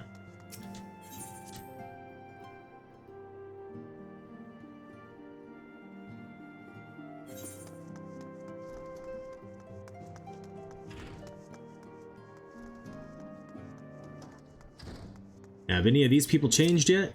Nope. Thou art ever welcome, Ambellina, but I require no assistance. Pray take thy leave unburdened by concern for my well-being. Verily, thy countenance bespeaks a desire to quit this place without further delay. Mayhap thou thinkest this chapter of our tale concluded, that these halls should rightly be consigned to the annals of history. In man's eagerness to seize the future, how readily he doth set down the past.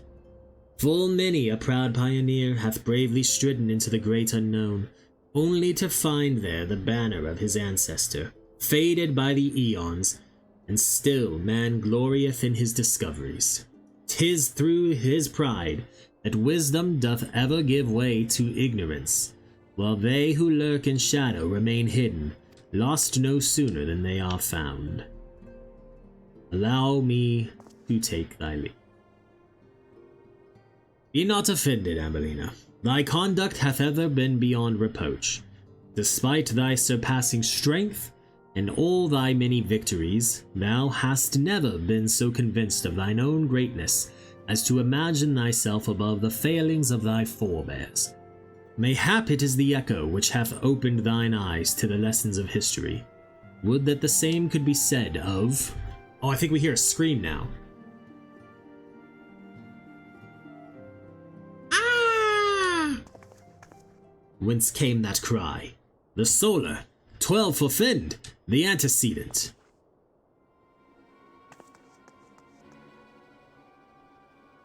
So she was indeed on the ground.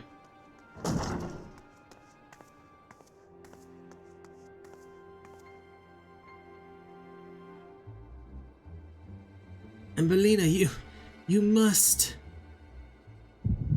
Oh no, I have a headache!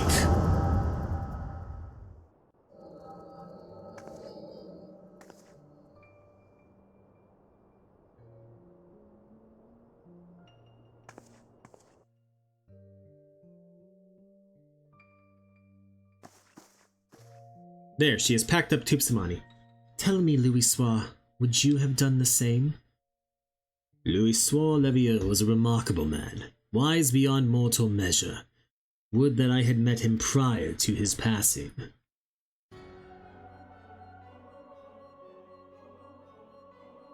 Well, I think this one's a Litibus. An Ascian? Here? How? Because he's in the white. How readily you see. You are indeed gifted, antecedent. But you are not like the others, your robes.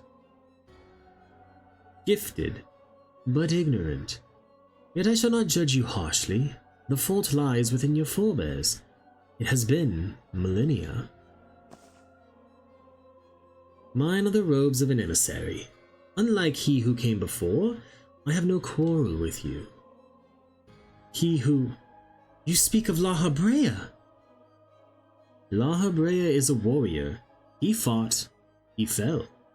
He may yet learn from his mistakes. Then he is still... Come, I only confirm that which you already knew. There is no cessation, no oblivion, only expulsion. You... what are...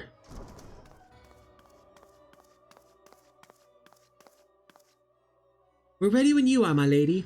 If there's nothing else... Is something the matter? Tataru can't see the Ascian right now. I feel the same way. After everything that's happened here, it feels strange to leave. But I'm sure we'll soon get used to Revenant's toll. Well, I'll let you say your goodbyes. Take as long as you like, my lady. We shall depart whenever you're ready.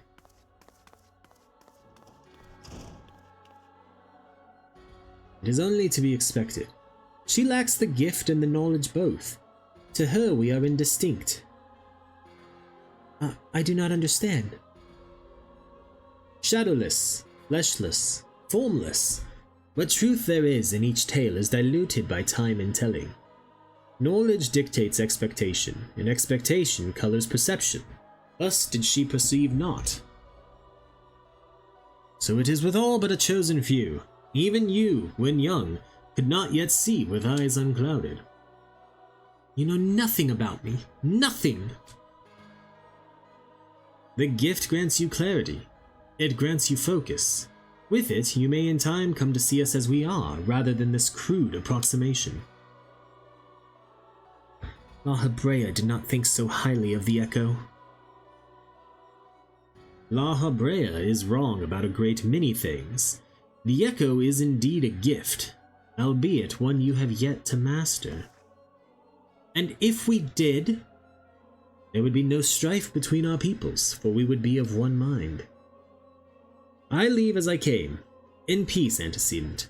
May we meet again as friends. Wait! Stay where you are! Ah! Mayhap I was indelicate. 'Tis a mercy she shields her children from his grace with such resolve. Was it also by her hand that you survived the ardor, I wonder?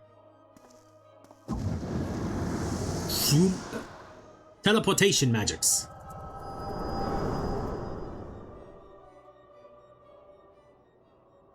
Oh, my head. Oh, I take it there is no need to explain. Save your concern, he did me no lasting harm. Whatever his intention was, it was not to kill. I heard a cry! What happened? Are you alright? You look faint. Do you need to lie down? I could fetch you a flask of my special tonic. Urianger, send word to the students about Decion. Tell them to scour the archives, the forbidden tomes in particular. If there was any reference to an Ascian robed in white, however oblique, I would know of it. An Ascian, my lady? Was that what gave you cause to cry out? I did, but moments ago glimpse a figure clad in white set forth from the waking sands. Yet Ascians are wont to employ teleportation magics. Why would one be so brazen? I know not and care not. Find him, Ambellina. Turn over every stone in Vesper Bay if you have to. Pray attend me to Taru.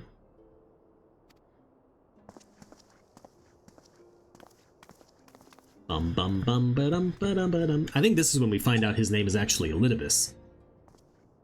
Because we run outside, or it forces us outside. It does not force us. He speaks of peace, but I know his words belie his true intent. Quickly, Ambellina, do not let him escape.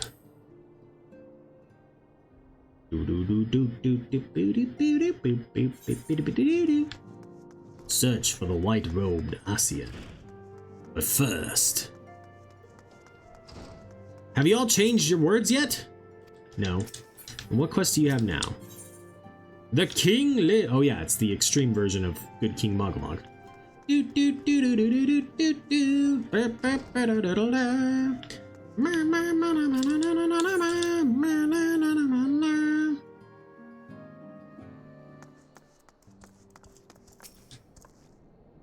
Tell me he's gone, Ambellina. Tell me we're safe. We are safe, aren't we? Well, not quite yet. I found him. It is he! Themis! I am told that you are the warrior of light, but I would know for myself. I shall walk north and you may choose to follow. Know, however, that you will be waylaid if you do. You may even perish. Should you survive, we shall speak anon.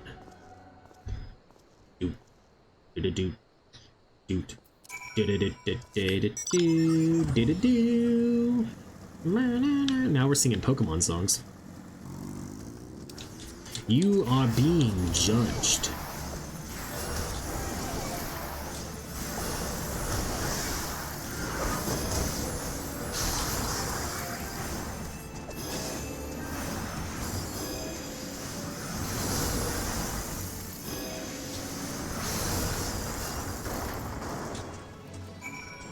And so we continue ever onward.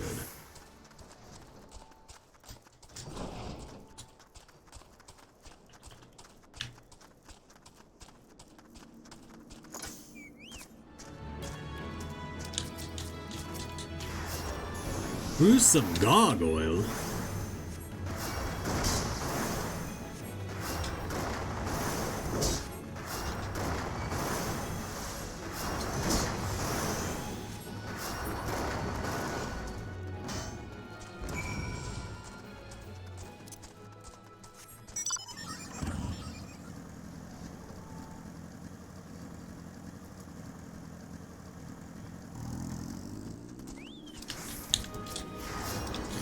Gnarled gargoyle.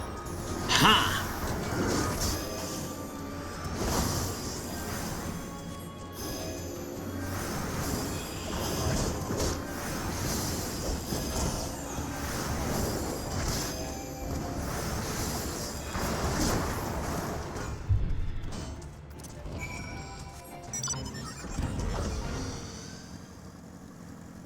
And now I think we fight him in like... Or no, we don't fight him, we like fight 3 Asians. Yeah.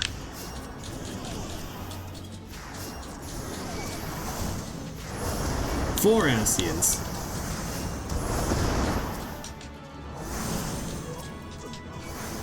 Let's take out the Conjurers first.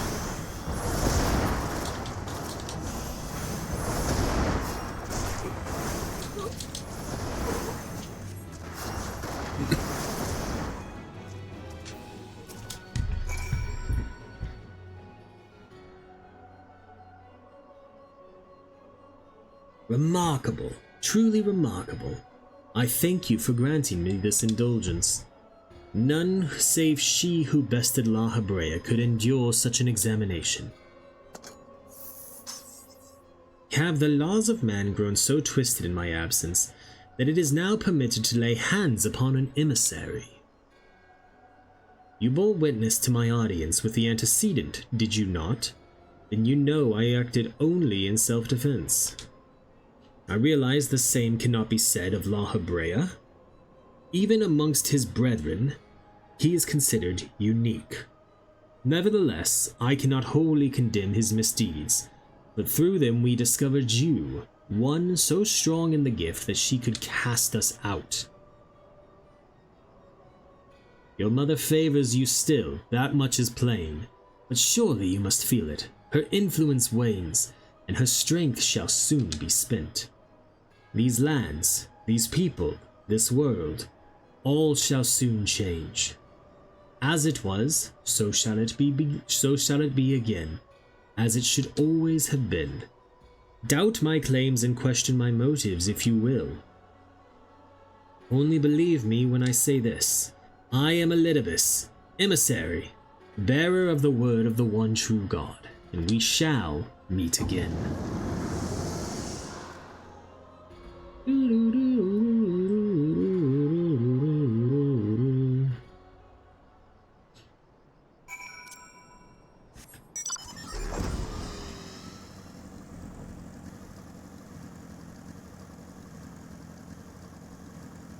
Do-do-do-do-do.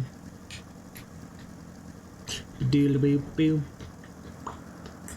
Billy-boo. Billy-beep-beep-beep. Billy-bee.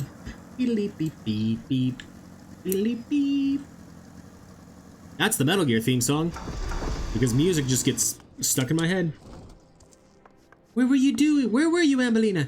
Did you find the man in white? Or what am I doing? The antecedent is waiting for you.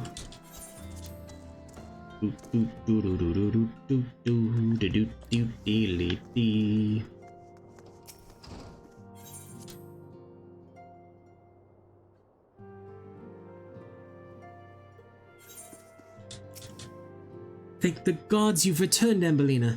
After you left, I began to worry that I might have sent you to your doom. I take it our visitor proved elusive? Beg pardon, he was waiting for you? What did you do? What did he say? As it was, so shall it be again. Of when does he speak? And of what exactly? The words of this Elidibus portend much, but reveal nothing, save perhaps a measure of disdain for La Habrea. I had hoped for answers, but it seems I shall have to be content with a wealth of additional questions. Build on the stone.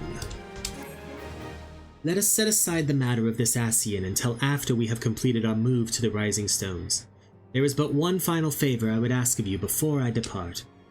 I believe I mentioned before that my father was a member of the Alamegan Resistance. The truth, however, is more complicated than that. As far as the Empire knew, he was their spy. He maintained the deception for nigh on half a decade, furnishing the Resistance with vital Imperial secrets while feeding his paymasters subtly conceived misinformation. When he died some 15 years ago, my father left behind his journal, which I have closely guarded ever since. It contains every shred of information he and his agents could steal on what they believe to be the single greatest threat to Eorzea, the Primals. Its wisdom has guided me through the years, though there is much within I still do not understand. It is my hope that Urianger will fare better. Tell him to treat it with care. It is all I have left of my father. Okay, let's take it to Urianger then.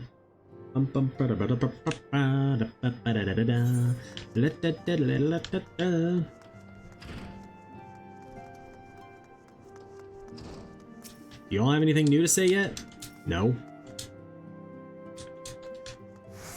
Urianger, I thought thee departed. To what end dost thou linger? Warburton's journal. The father's final bequest. The daughter's lifelong labor.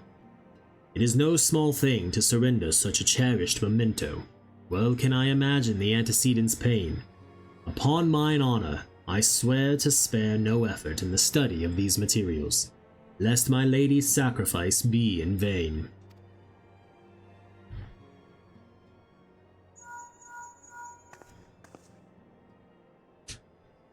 Ambellina, this is Minfilia. Forgive me, but I could wait no longer. I have departed for the Rising Stones. If you have yet to, once you have given the journal to Urianger, I bid you come to the 7th heaven in Revenant's Toll. Tataru will be there to show you inside our new headquarters. Assuming you have already attuned to it, you may wish to make use of our new Aetheryte in Revenant's Toll. After all, it is right on our doorstep. This is true. Alright. To Mordona.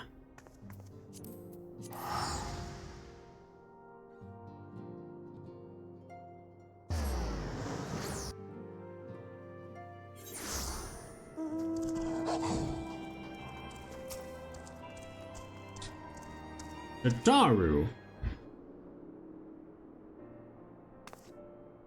Oh, Ambellina, you're here. Good, good.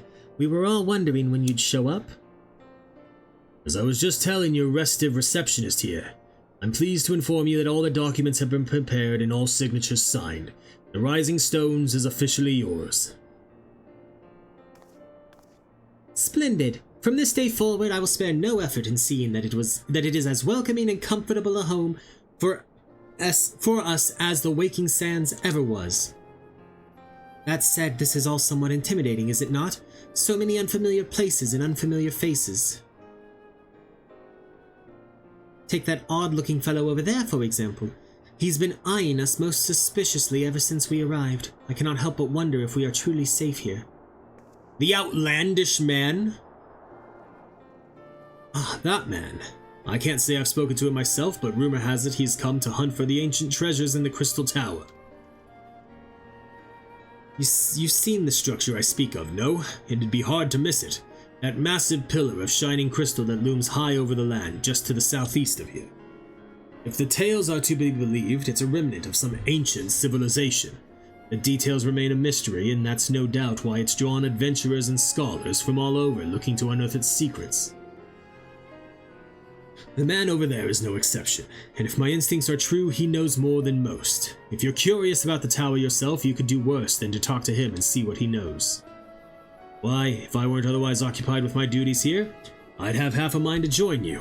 I mean, just look at it. I can scarce begin to imagine what wonders lie inside. Why, that's wonderful to hear. Rest assured that this receptionist will work just as hard to see that our efforts do not skip a beat despite the relocation. And with that, Ambellina, I do believe it's time you officially announced your presence to everyone inside. The antecedent and the others will surely be overjoyed to see you.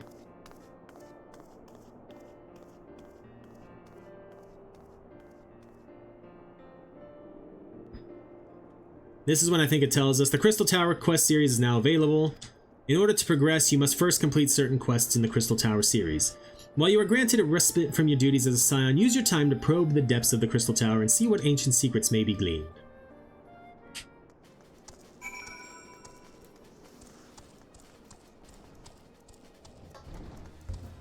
Tataru! Welcome to our new home, the Rising Stones. Isn't it lovely? But why are you standing around here talking to me? Everyone's waiting for you inside.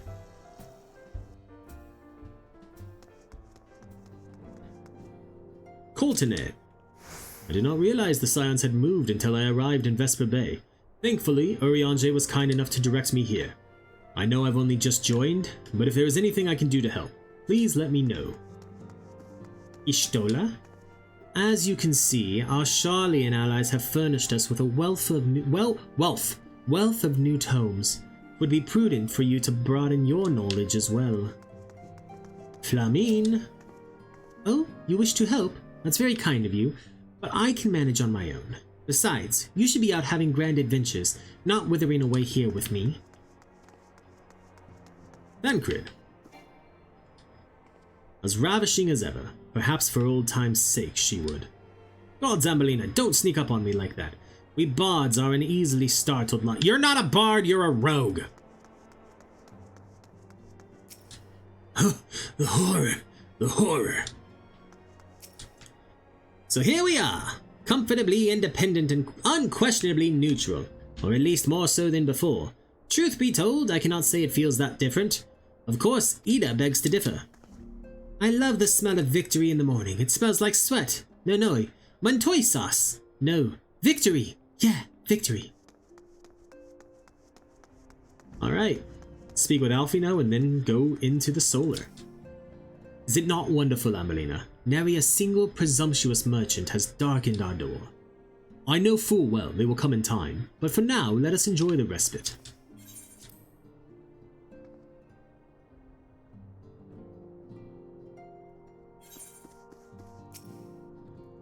Now it's time to talk to Minfilia.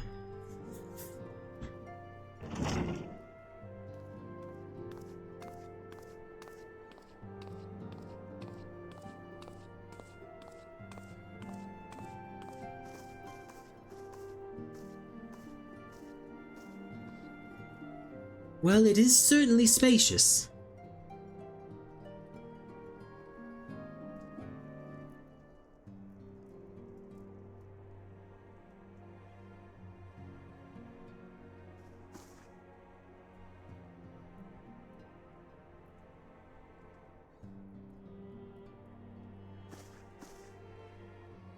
Today marks a new beginning for the Scions of the Seventh Dawn, but today we declare our independence. We shall henceforth be beholden to no nation, but serve all of Eorzea's people proudly and openly. This does not mean that we will sever our ties to the Eorzean alliance. On the contrary, the antecedent and I shall endeavor to strengthen them. Rest assured, however, that we shall not permit political considerations to influence our decisions. Our identity remains unchanged, as does our cause. We are the Scions of the Seventh Dawn, and our single purpose is to safeguard the future of Eorzea.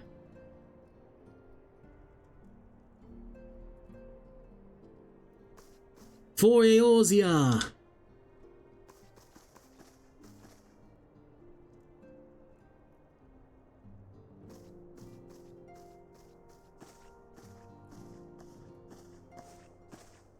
Moment of your time, Ambellina.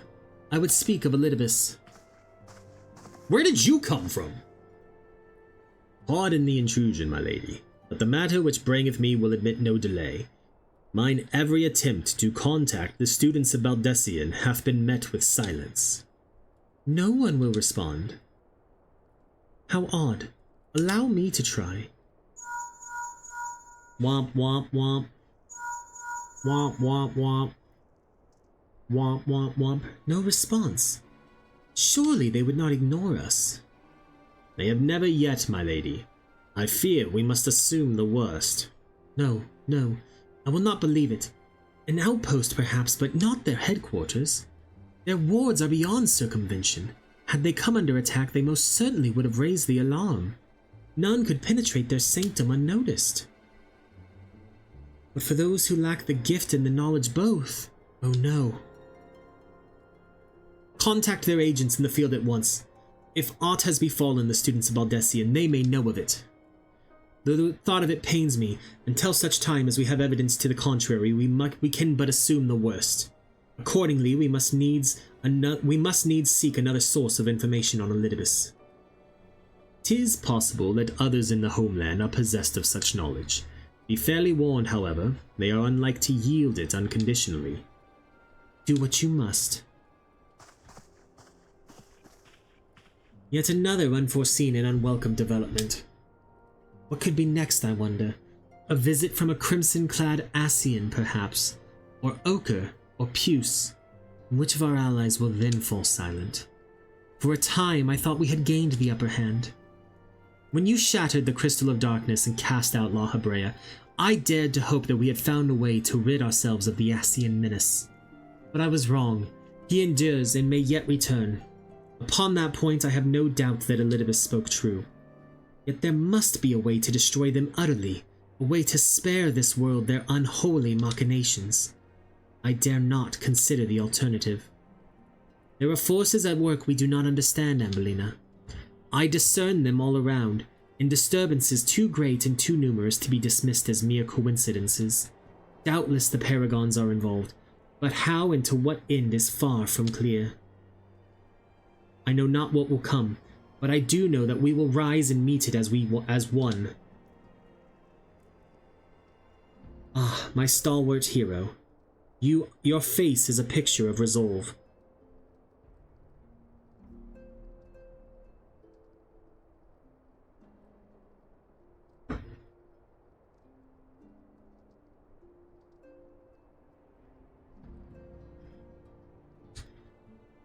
I know that you will be ready when the time comes. With luck, however, that will not be for a while yet. Pray return to your private affairs with my blessing. Should anything arise, you will be informed.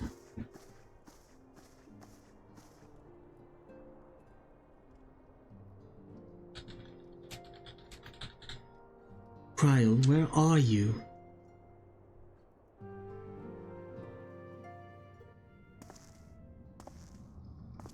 Okay, I actually have to take a break real quick. I know, we're mid-cutscene. I don't like that. So I'm hoping this isn't voiced. Your intercession was not foretold. Okay, perfect. We'll be... Your intercession was not foretold.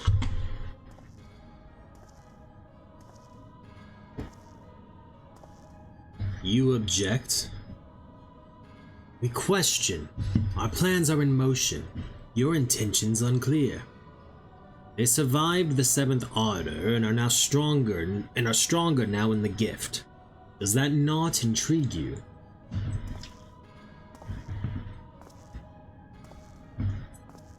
No, it does not. Serve as you will, so too shall I. We labor not at cross purposes. The wisdom of his plan shall become apparent in time, when the veil is lifted from their eyes, and at long last they see.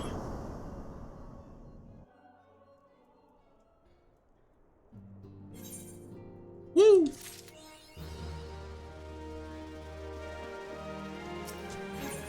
Okay. That concludes MSQ for the time being. Until next part. Anybody's stuff change? No. Oh, Tatari's inside now. I take it you've come to study the tomes as well. It's very, very important to broaden your knowledge, as your Stola says. Take me with you, Ambellina, please. I said I wanted to take on greater responsibilities, but I didn't expect her to heap tomes on my desk in response. Okay, perfect. Let's go talk to the outlandish man.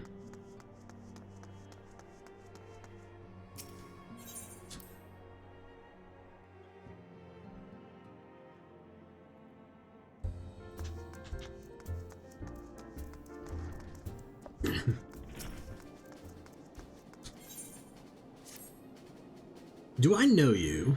Ah, unless I am very much mistaken, you are the famed adventurer who bested the Garlean Empire's general, are you not? The great Ambellina Initari herself. Amazing. And more than a little serendipitous. One might even call it fate. But I recently received word of a truly unique opportunity. You see, an opportunity the like of which none but one of your proven worth could take advantage. The reward? Not less than the accumulated knowledge of a fallen civilization. The risk? A single misstep could cost you your life. What is a little danger to a storied hero such as you?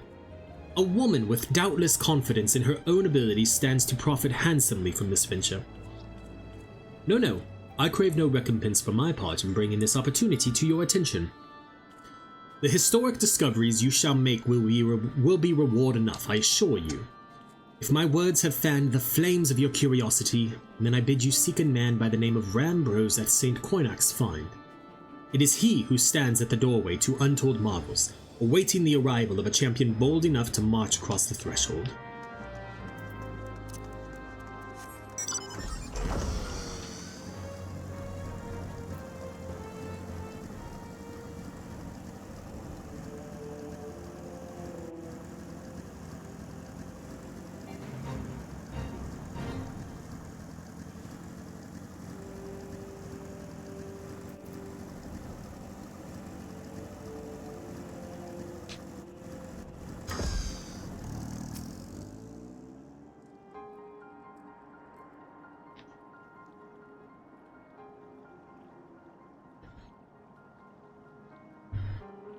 Sorry, I was mid-bite.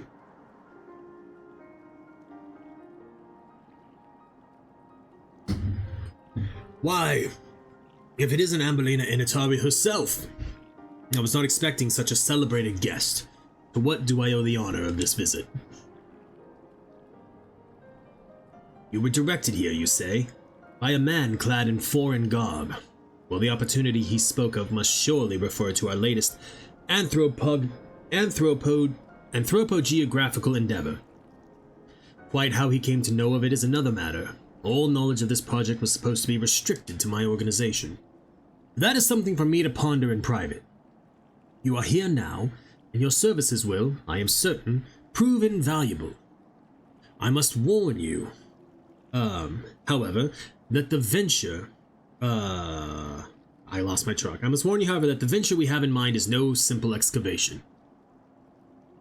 An unprepared or an incautious adventurer could very well find herself in an unplanned and unpleasant journey to Thal's solemn halls. Knowing this, do you still wish to lend us your cooperation?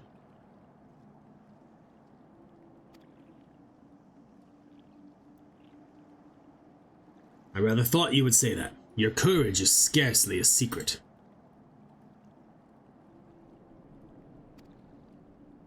Now the first. Ambellina, I thought it was you.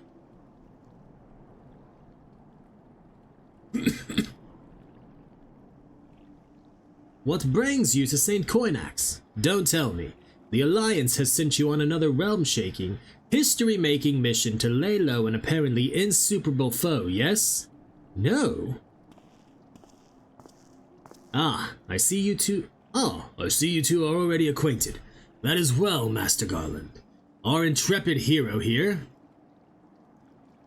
caught wind of the forthcoming expedition, and is kindly pledged to assist us.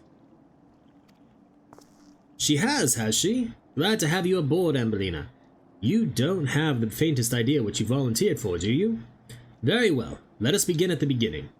The sons of St. Coinac are tasked with unearthing the secrets of the long-fallen Allegan Empire, and this present endeavor aims to delve more deeply into the civilization's mystery than ever before.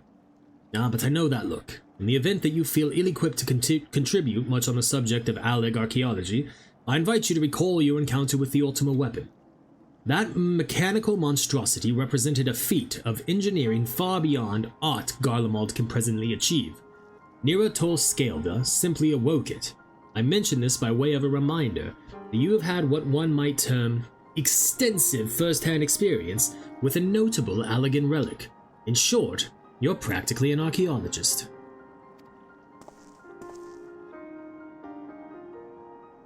Now to the core of the matter. Here in Mordona, there stands an entire Allegan structure which we have yet to investigate. I speak, of course, of the core of the Crystal Tower. After witnessing the destructive capabilities of the Ultima weapon and the Lesser Moon Dalamud before it, it seems wise to treat any remnants from that era with the utmost caution. They must be analyzed, monitored, and, above all, kept from falling into the wrong hands. To put it plain, I have no wish to see another megalomaniacal legatus wield one of these weapons. It was this thought which first moved me to contact the Sons and propose that the tower be explored.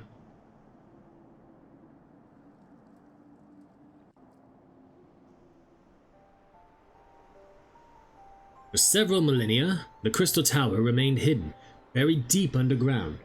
Like so many other things that were better left undisturbed, the structure was freed from its stony prison by the great upheaval which accompanied the coming of the Seventh Umbral Era, and now stands revealed in all of its splendor, a gleaming spear of crystal pointed at the bosom of the heavens.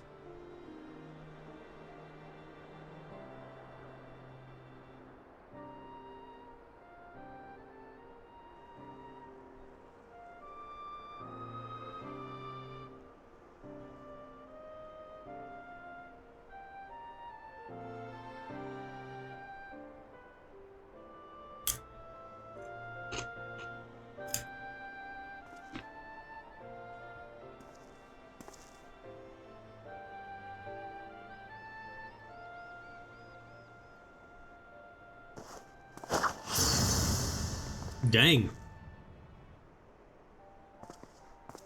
We believe the tower to be the repository of much of the ancients' wisdom. Unfortunately, its entrance is guarded by formidable defenses. We cannot so much as peep through the keyhole, much less set foot inside. These defenses take the form of statues carved into the likeness of giant swordsmen. The 8 sentinels, as the Sons are wont to call them, is the first barrier we must overcome.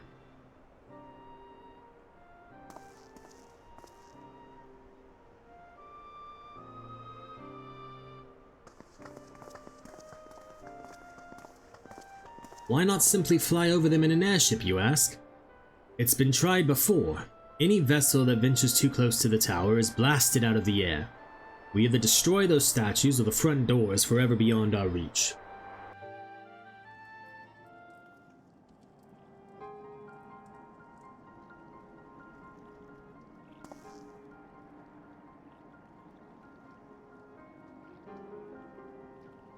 My colleagues and I are ill-suited to negotiating such deadly hazards. Thus, if we are to gain access to the tower's secrets, we must needs employ the services of an experienced adventurer. It will be difficult and dangerous, Ambellina, but I can think of no finer woman for the task. If I didn't know better, I'd say you had a taste for these deadly escapades. I look forward to working with you again. There is much and more to be done before we can begin the expedition. Proper. Take some time to prepare yourself, and I shall explain the challenges that lie ahead. Okay. Our first objective is to reach the entrance to the Crystal Tower. As I previously mentioned, however, that will prove no easy task. The entrance is guarded by powerful defense mechanisms, each utilizing one of the four elements of fire, water, earth, and wind. Anyone attempting to simply stroll past these unsleeping sentinels invites swift obliteration. Based on Master Garland's analyses, however, we are reasonably certain that the attacks of these lethal contraptions can be reflected using a crystal of the corresponding element. Naturally, these crystals must be of surpassing clarity, free of the slightest impurities, much like the flawless specimens used by the beastmen in their primal summoning rituals. Mayhap I should have said exactly like the specimens they used. Were there any other way, we would not ask this of you. But we need someone to enter the beast tribe strongholds and liberate their perfect crystals. For the moment, I would have you focus on obtaining 2 of the 4 crystals we require. Pray make for La Nocia, where both the Sapsa's spawning grounds and Ugamoro mines are located. You may be certain that the materials used in the Beastman's sacred rituals will be well defended.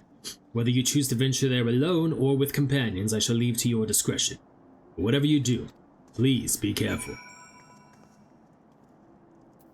Okay, so let's go either upper or western. Upper La Nocia it is.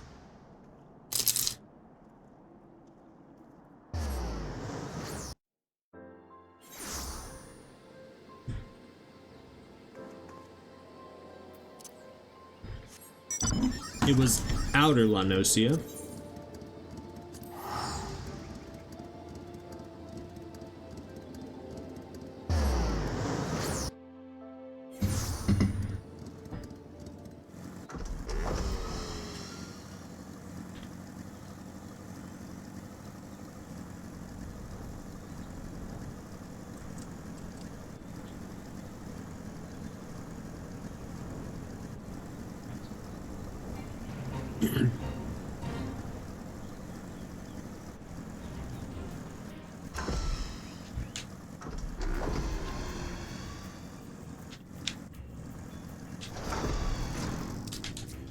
Wait a minute.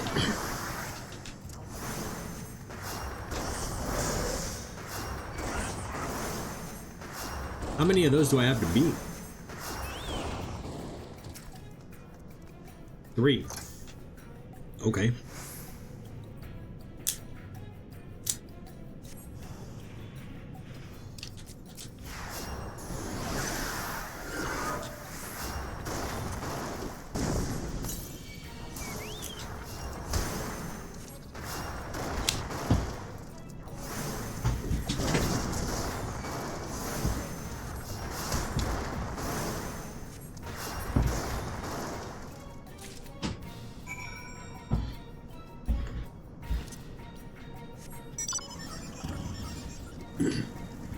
Okay, there is one crystal.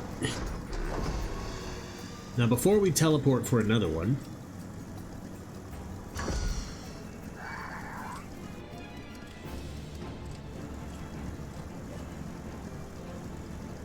what were the things I had to beat? Ugamaro, Roundsman. Oh, these are just kobold roundsmen. So no, it's specifically got to be the ones that were in here.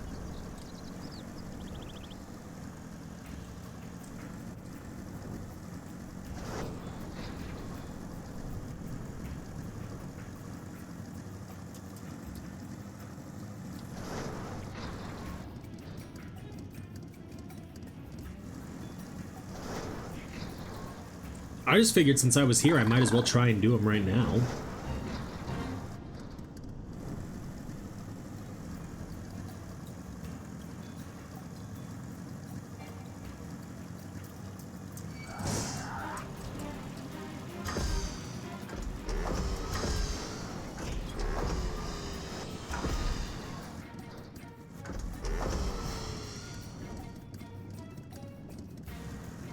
Not looking promising so far.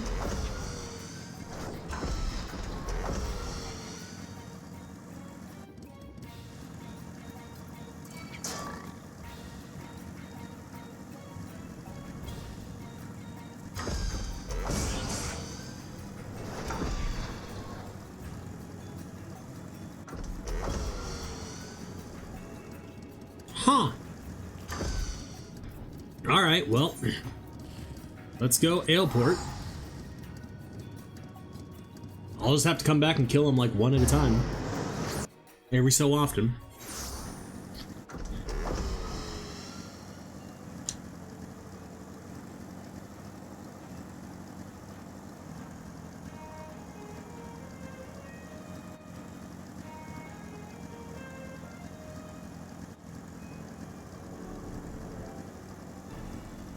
Now I wonder how far into the Sapsis spawning grounds we have to go.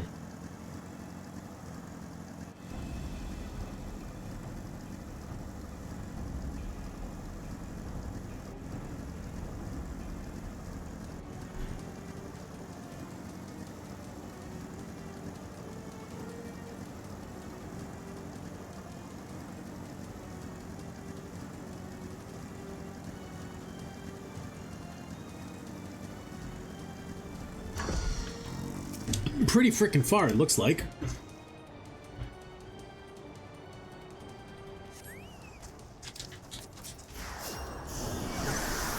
Sahagin Wave Rider, huh?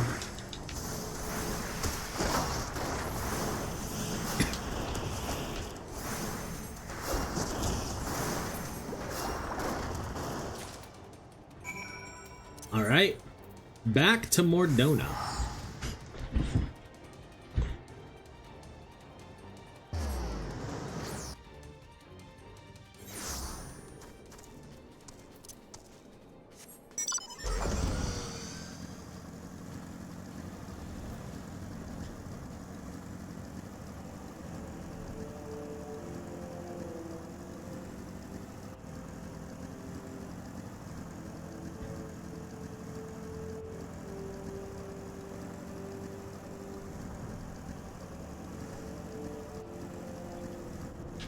Oh hey, there's a Chocobo Keep here to talk to.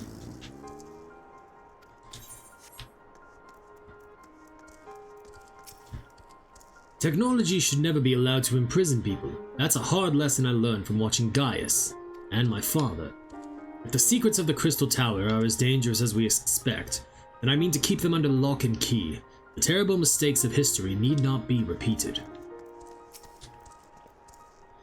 I'll progress your efforts in infiltrating the Beastman's strongholds.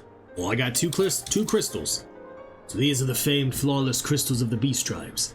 I have seen countless specimens from I know not how many excavations, but nothing compares to these. Their purity is astounding. You have done well, Ambellina. With these in our possession, we lack only the crystals of fire and wind. The former lies in Zaharak, the war camp of the Amolja and Thanalin. The latter in Natalen, the roost of the Ixol and the hills of Kurthis. You can expect them to be as closely guarded as the first two, if not more so. Still, I look forward to receiving word of your resounding success. Alright, let's go to Kurthis.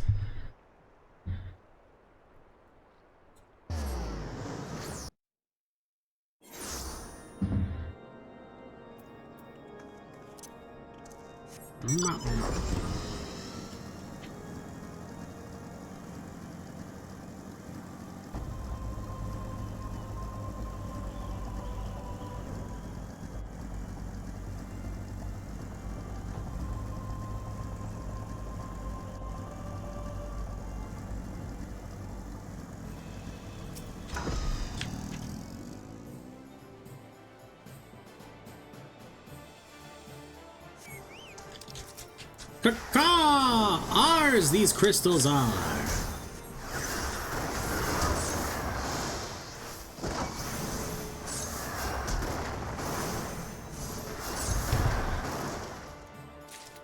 Now, we're gonna go to Ul'dah real quick, because I'm pretty sure where we go to get this last crystal is also where we need to go, or close to where we need to go for, what's his bucket?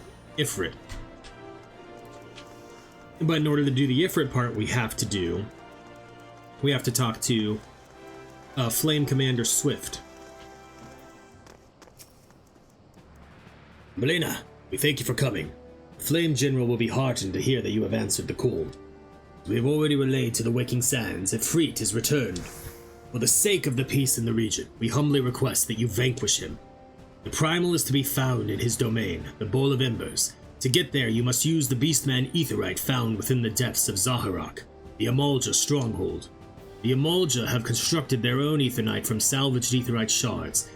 This being the case, you should be able to use it without problem. No doubt you already know this from your fellow Scions, but the present incarnation of Ifrit is far stronger than the last. Facing him with any fewer than 7 of your stoutest comrades would be ill-advised. This is all the intelligence we have to share. The rest is in your hands. I shall pray for your victory and safe return. Okay.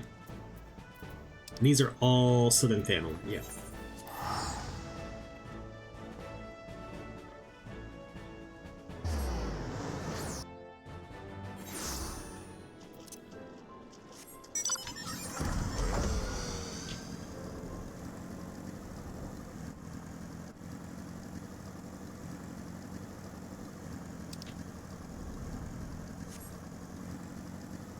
Yeah, and they are essentially on the way to each other, so might as well have done it this way, right?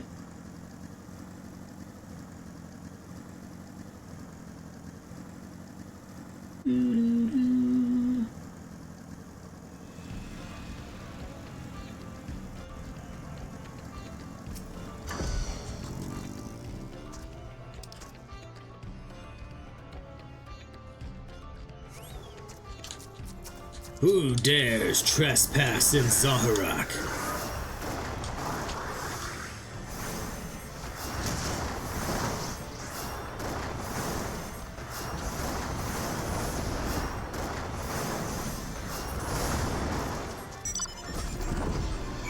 Survey!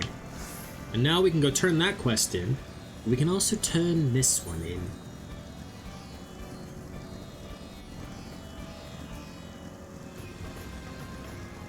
Meow.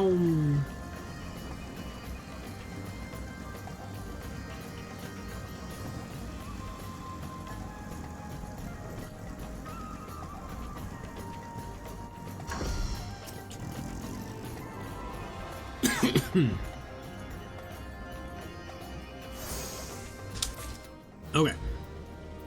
Now back to Mordona.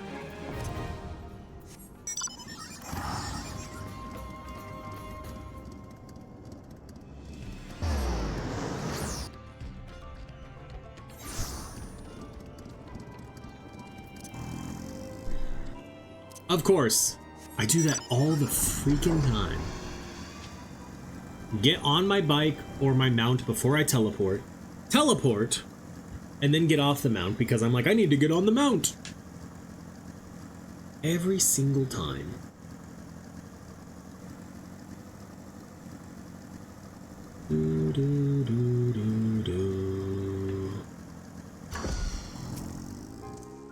Ambellina, it is good to see you. Tell me, were you able to obtain the remaining crystals from the Beastmen? Wonderful. With all 4 crystals in hand, we are now ready to proceed to the next stage of our preparations. I hope I did not give you the impression that we would be embarking on our journey to the Crystal Tower just yet. Alas, there is another step which must be completed ere we come to that. While the crystals you inquired are indeed flawless, they are of little use in their present form. If they are to reflect the elemental forces of the tower's defenses, they must needs be cut and polished. A process which calls for a very particular set of materials. Procuring them will be a challenge in itself, I fear. Needless to say, we will be requiring your services once again. Sanding it down. If the flawless crystals you procured for us are to retain their elemental purity during the shaping process, a very specific set of abrasive substances will be required. Well, I say substances, but one might just as well call them one substance, namely ether sand, which has 4 elementally aspected varieties. Alas, ether sand is neither common nor cheap. Indeed, it is not unusual for the abrasive to exceed the value of the precious stones it is used to polish. Given the rarity of the materials in question, the Goldsmiths Guild in Ul'dah seemed the likeliest place to purchase the quantity we require. When I contacted the Guildmaster, however, I was informed that no ether sand was currently available. Though I requested that word be sent as soon as new stock came in, I have yet to receive aught but apologies. I should mention at this point I placed the order some time before you procured the flawless crystals. I am well aware that acquiring ether sand is no small feat, of course, and I am not an impatient man. But I fear the more we delay our investigation, the greater the risk that the tower's secrets may fall into the hands of other, less savory parties. That is why I wish to entrust you with the payment of our purchase and send you to speak directly with Guildmaster Serendipity. Mayhap the presence of such a distinguished personage will spur the guild into action. In any event, it is my hope that when next we meet, you will have found at least one of our varieties of ether sand we require. Okay. Back to Ul'dah.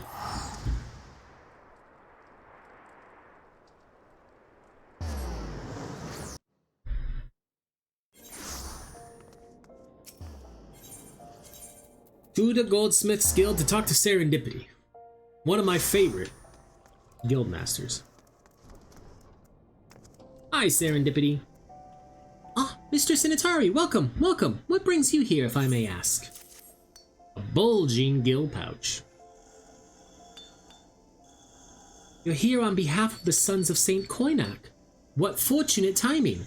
I was just about to contact Mr. Rambros with the news that we finally managed to acquire a quantity of fire-aspected ether sand.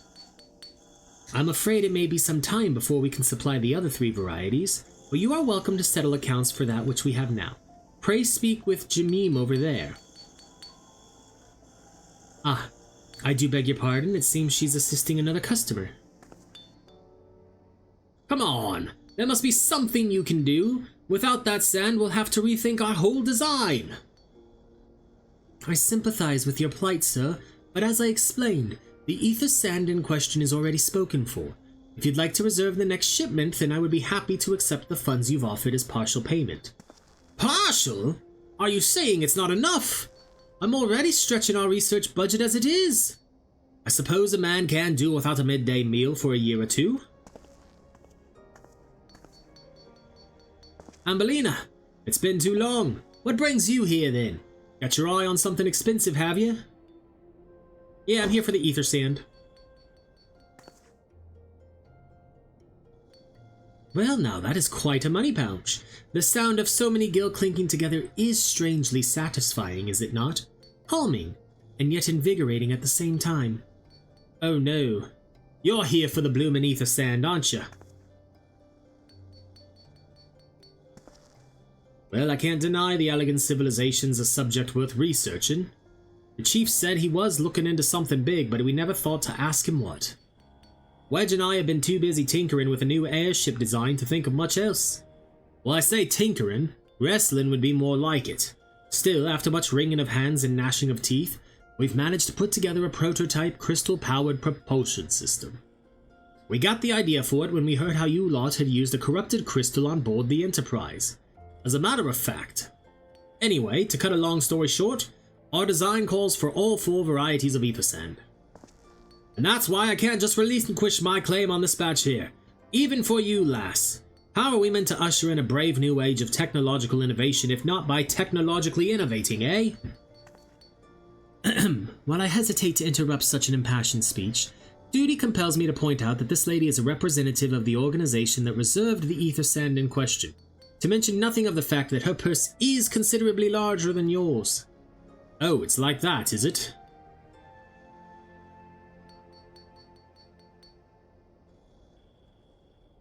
Alright, this batch is yours. I'll let you have it.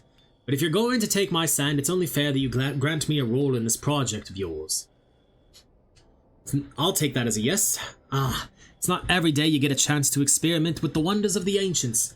With any luck, they'll inspire me to think up another technological innovation or two.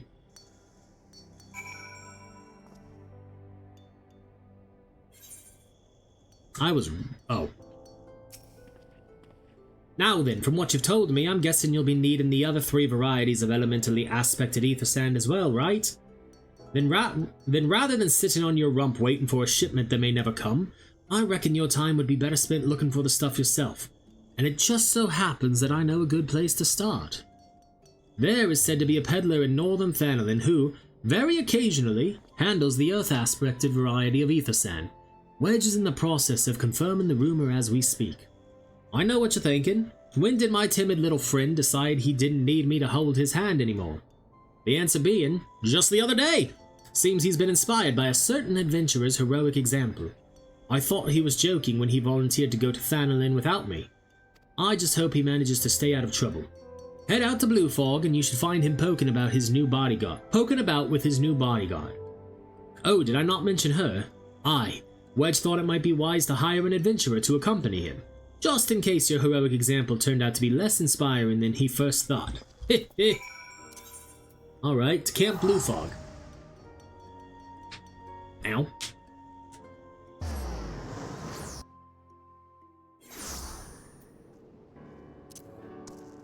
And then we go this way. Experienced adventurer. Save your greetings. If you're looking for a hired blade, then you'll have to look elsewhere. After the day I've had, the only company I crave is the squat, silent type. The type that has a handle and holds no less than a pint of ale. You wish to hear my tale? I warn you, 'tis no stirring epic, but as you asked, my employer, the Lawlefellan lad, wished to pay a visit to a peddler who deals in some manner of special sand. Forget what it was called, but 'tis apparently worth a small fortune. Anyway, when we arrived, the man claimed his stock had been stolen by bandits. Determined not to return empty-handed, we crept into the bandits' stronghold and set about locating the stolen goods. Long story short, alarms were raised, rogues were awoken, and we fled in a blind panic. I was separated from my employer in the confusion, and I've not seen him since. Oh, a friend of yours, is he? Then you'd best be prepared for the worst. 'Tis just possible the poor sod yet may be lost in the old Ambellina mithril mine, but I fear the bandits will have caught up with him by now. Well, that sounds about right. Let's go save Wedge.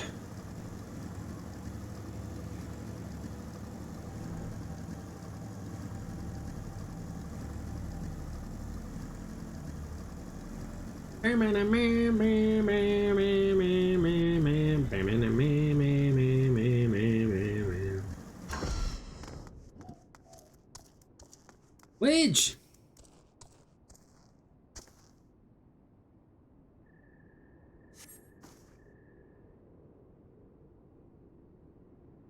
How could I be so stupid, sneaking into a bandit's lair? It's just not the sort of thing I do, and now I'm going to die for it.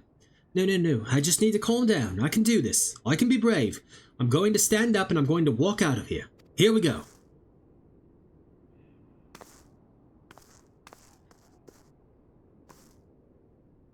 Ah! I'm sorry. Please don't kill me. I promise I'll leave and never come back. Ambellina! Is it really you? But how did you find me? Can you smell fear? Actually, ignore that smell. I expect you're wondering why I'm here. Well, I was just in the process of retrieving some stolen ether sand, which Biggs and I need for our research as it happens. It was, I concede, perhaps a touch foolish, and very nearly fatal, but I did succeed in snatching the stuff before my bodyguard ran away, and several dozen bandits came piling after me with knives and axes and what looked like, very much like a plank with a rusty nail in it. Anyway, the important thing is that the stolen ether sand is right here in my Oh dear. It must have fallen out when I was, taking evasive maneuvers. Seems I won't be leaving this infernal place for a while yet.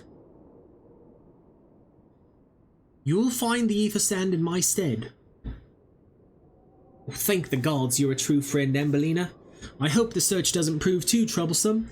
The bandits don't seem to care much for visitors.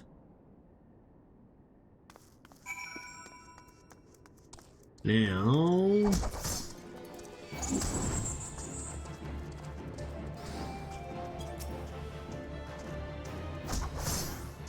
Yep, that sounds about right. Let's get these things taken care of real quick. Lunatic followers.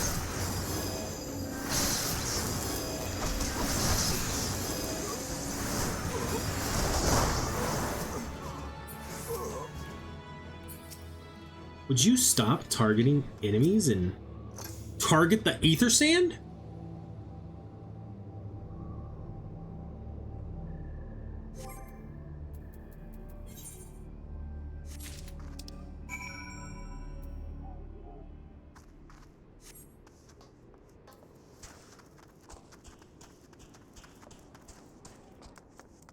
Here you go, Wedge. Ambellina, have you had any luck locating the ether sand? Yes, that's it. I must return to the workshop at once and tell Biggs the wonderful news. What's that? You're also on a mission to collect ether sand, and you're working with the chief. A treasure trove of elegant knowledge, you say? I see. Then you should really be the one to have this. Biggs and I are far from exhausting all possible avenues of airship innovation, but it sounds as if your problem can't be solved by any other means. This expedition of yours sounds jolly interesting, I must say. I'm half inclined to join you. In fact, I think I will. Any venture worth the Chief's time must be worth a look.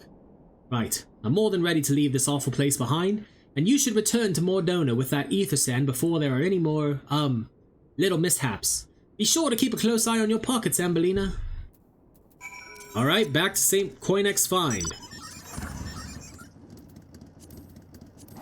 We are 2 quests away from our first Alliance raid. And 3 quests away from being done with the... See? I did it again! With the patch 2.1 stuff.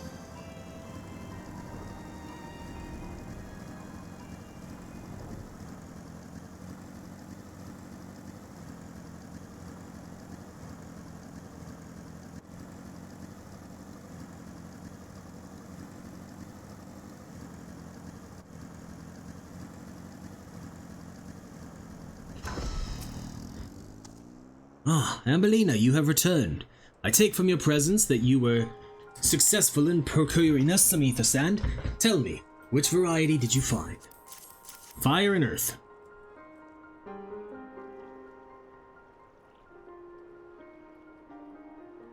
I see. 2 varieties. Well, that is 2 more than could reasonably be expected, and 2 less than I had hoped you would say. Forgive my flippancy. You have done well, truly. If all goes to plan, we need no longer fear death by fire or earth. Master Garland, if you would be so kind as to prepare the relevant crystals. I shall set to work immediately. Truth be told, I've been looking forward to this. One does not encounter materials like these every day. Speaking of which, how in the 7 hells did you find them? Mistake me not, old friend, I know only too well how capable you are. But ether sand isn't something you simply find gathering dust at the back of a merchant's rare gem cabinet. You had help from Biggs and Wedge. Trust them to design a revolutionary new engine the moment I turn my back. How's a genius meant to rest on his laurels when his employees are so damnably inventive, eh? And now they're determined to join us, are they? Typical. I jest, of course, it will be good to have them around. Still, as a matter of professional pride, let's endeavor to procure the 2 remaining varieties of ether sand before they arrive, shall we? Tell me, Rambros, have we any information on where the water and wind aspected type might be hiding? Not as of yet, but I have made certain arrangements. We shall see soon if my efforts have borne fruit. Forgive me for observing, but you seem less than enthusiastic about that, prospect. If there's a complication, I'd rather we discuss it now than risk jeopardizing the expedition. Mayhap an explanation is in order. But first, let us savor the preliminary victory that Ambellina has won for our cause, if only for a moment. Bloop, bloop, bloop, bloop, bloop, bloop, bloop, bloop. Blah, blah, blah, blah, blah, blah, blah. Blah, blah, blah, blah, blah, blah, blah. Now what does Sid have to say? Technology, yep, okay. A performance for the ages. Yes, I must speak of the arrangements I made to acquire the 2 remaining varieties of ether sand. Some days ago, I asked a Charlatan acquaintance of mine to travel to Gridania, from there gather the necessary materials. Since that time, however, I have heard nary a whisper from him. To be frank, this lack of communication is not entirely uncharacteristic, but I cannot discount the possibility that something ill has befallen the man. Alas, we do not have time to investigate his fate. As I have mentioned before, the more we delay our expedition, the more likely it is that the Crystal Tower's secrets will fall into the wrong hands. Therefore, I should entrust you with the same mission I assigned to my friend. Travel to the Black Shroud and seek Parsamontre, the master of markets in Gridania. If anyone knows where ether sand might be bought, it is he. Okay.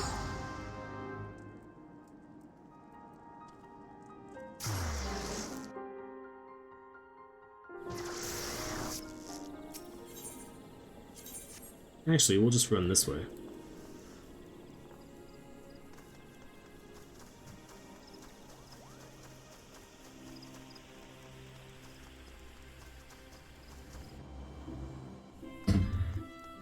Because it's going to be about the same running distance whether I teleport or run.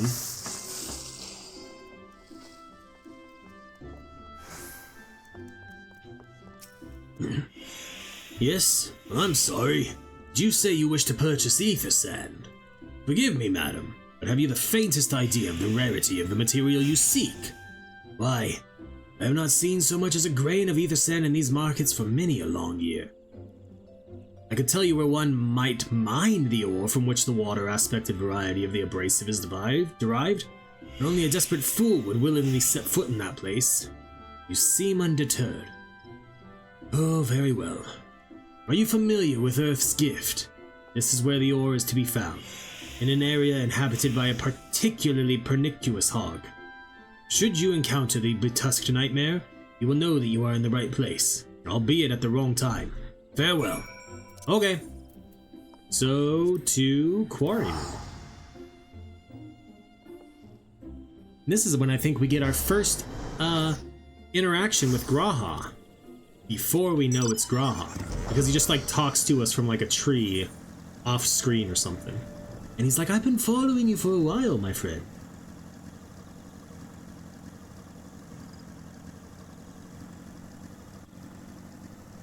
And then he tells us where to find the wind. Hulking hog carcass.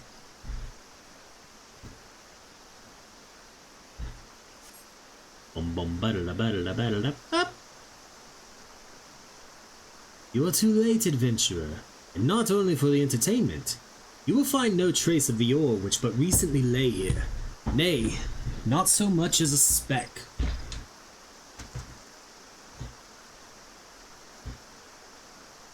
Ah, no, you will never spy me from there.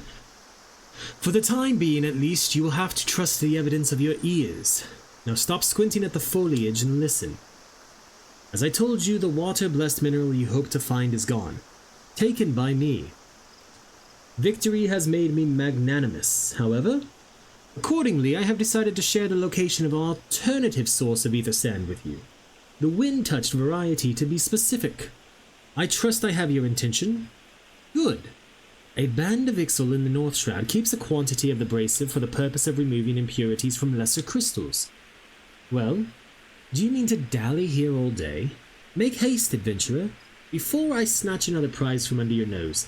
This is to be a race. The Ixali logging grounds in the North Shroud shall be our destination, and this is where the real amusement will begin. May the best man win. Excuse me, I'm a woman. And it is 2025.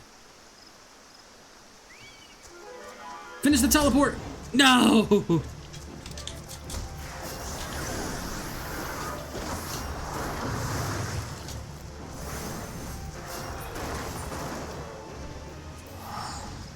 We were so close.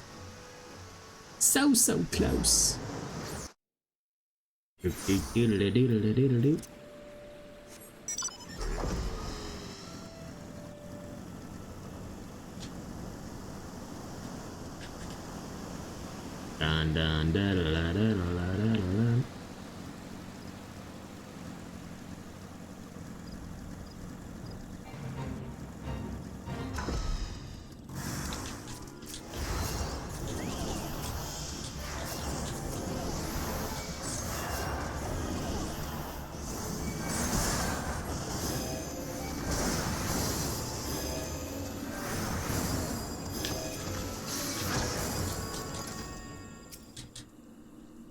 The enemy is still about. No, they're not.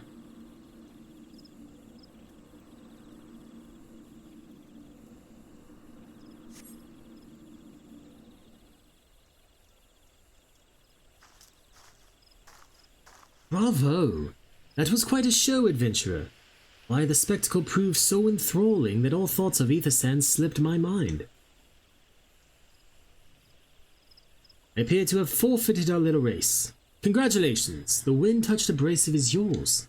And yet, having been treated to such a memorable performance, I cannot help feeling that the greater prize is mine. This inequity must not stand. I insist you accept a token of my appreciation. Payment for this entertainment will be waiting for you to the east in a clearing within Proud Creek. Pray retrieve the gift ere it is crushed beneath the iron feet of the Dullahans. Could he be any more annoying? And this is why, even though Raha may be one of our little fanboys, I am not one of his little fanboys. My wife loves the character, and I think the character's great, but he annoyed me during this arc. Not what you were expecting. I took the liberty of refining the ore from Earth's gift into Aethersand. Do keep it safe, adventurer. Lest you accuse me of playing games, you should know that the thought of relinquishing my prize never once crossed my mind, until I saw you in action. Such deeds must needs be rewarded. It is my vocation, you see, to record history as it is made by mortal men, and I much prefer to chronicle the accomplishments of the bold and the mighty. Thus, it is my fervent wish that you continue your career with the same courage and zeal you have shown today. We shall meet again, adventurer, and sooner than you may imagine.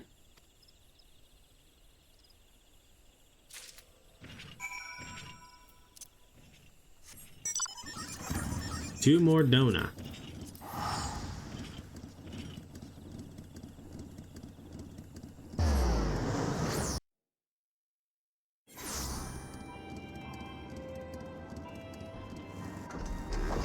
And then after this, we'll be on the quest to unlock the Labyrinth of the Ancients.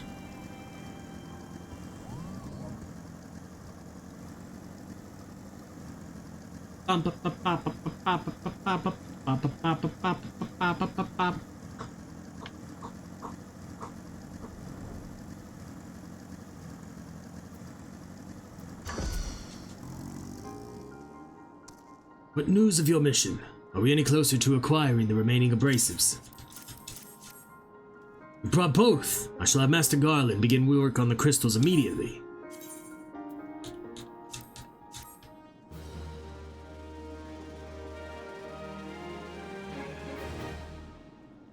There.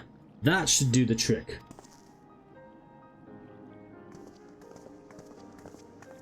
They look like talons now. Excellent work. We now possess all four of the fangs required to pierce the Crystal Tower's defenses. My compliments, Master Garland. Oh, it was to trifling matter, I assure you. Ambellina here is the one you should be thanking. Anyway, by my reckoning, there's nothing stopping us from striding up to the Allegan's front door. You can't go without us, Chief!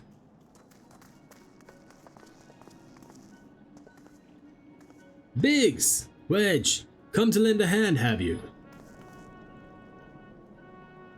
Well, it's not every day you get the chance to study the wonders of the Allegan Empire, is it? Their technology makes Garlemald's look ancient. I appreciate your enthusiasm, lads, I really do. But we're not here to take this knowledge for ourselves.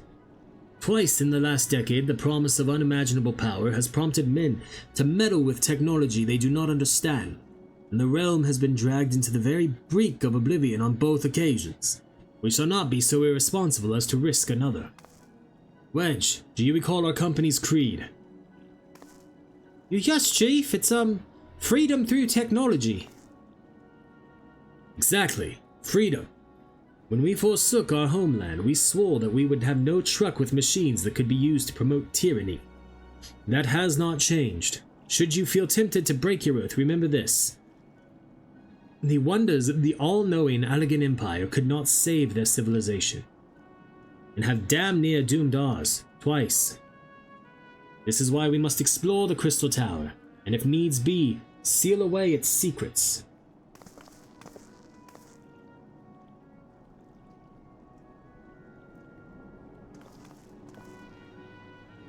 Compelling viewpoint? Wait, a compelling viewpoint? It is unyielding wills such as yours that have defined the course of history. And there he is.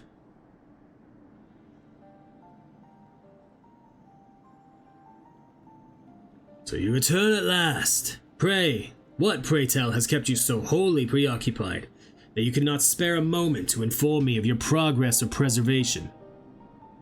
Why, the task you assigned me, of course. Surely you have not forgotten about the ether sand. I tasked a passing adventurer with delivering it. A more capable courier I could not imagine.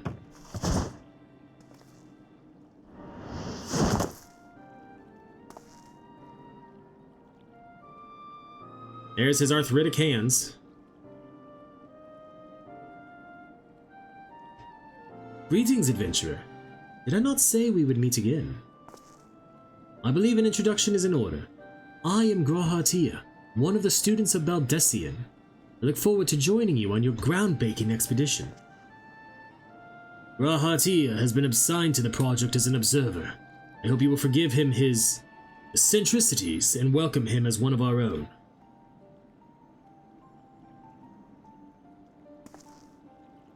So then our fellowship is complete, and all stand ready to step into the unknown. 3 cheers for Noah. Noah. That is the name I have chosen for our little collective. Given our differing backgrounds, we cannot very well call ourselves the Sons of Saint Koinak, can we?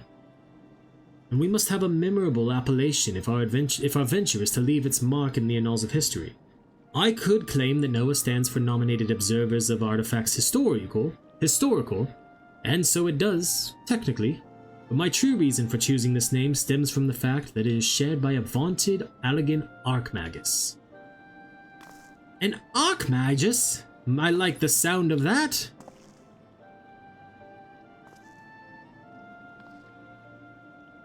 Very well. Now that the pressing matter of what to call ourselves has been settled, it is time we set forth to brave the outer defenses of the Crystal Tower.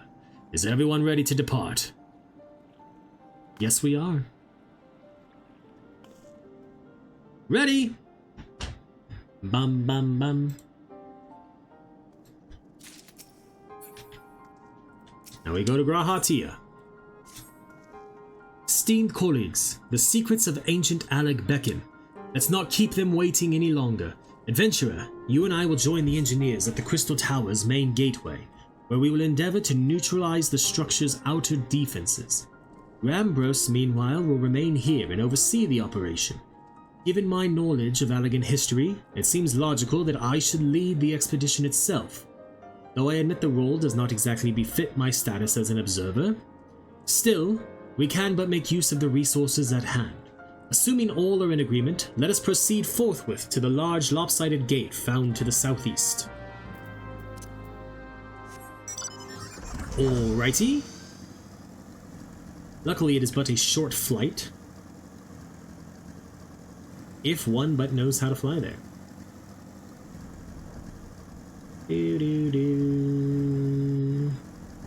Oh, and it is indeed a lopsided gate. Meow, meow, meow. Meow, meow, meow, meow, meow.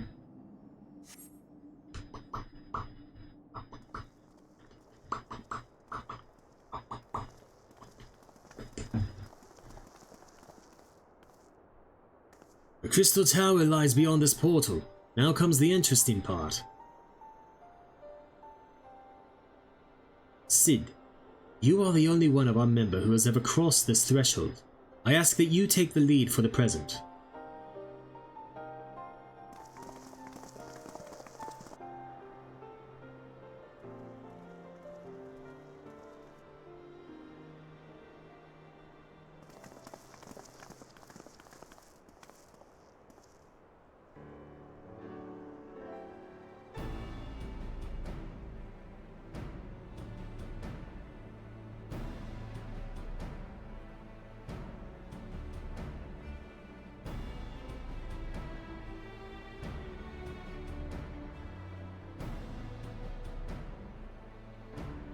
I say, the energy radiating from these statues is palpable. Lucky for us that it is. One other might otherwise stroll past them. Feast your eyes on the elemental defenses which prompted our lengthy preparations.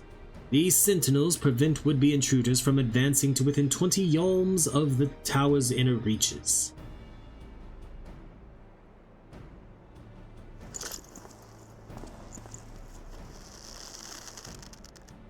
What, did you have to test it for yourself? No matter how swift they may be. Happily, the crystal fangs we took such pains to craft should spare us the inconvenience of instantaneous annihilation. Here, allow me to demonstrate. Chief, it's too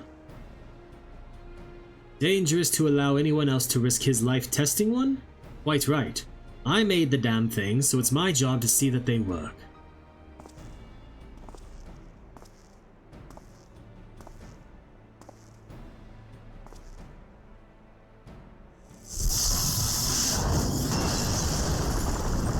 Boom!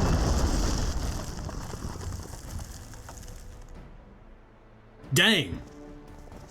Success! I, for one, am convinced. Friends, ready your fangs.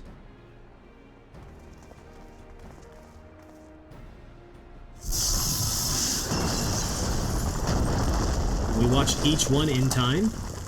So there's the water one, fire and water down. Raha's gonna do wind.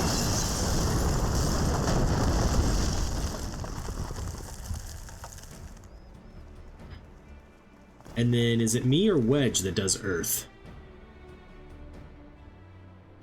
This is a good chance for you, Wedge, to let your courage show. This last one is yours, old friend. It seemed only right.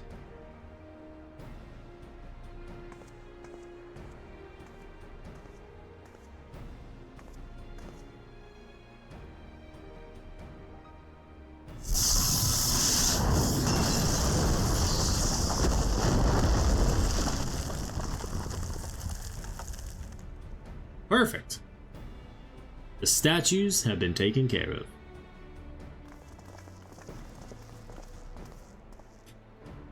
Haha! We did it!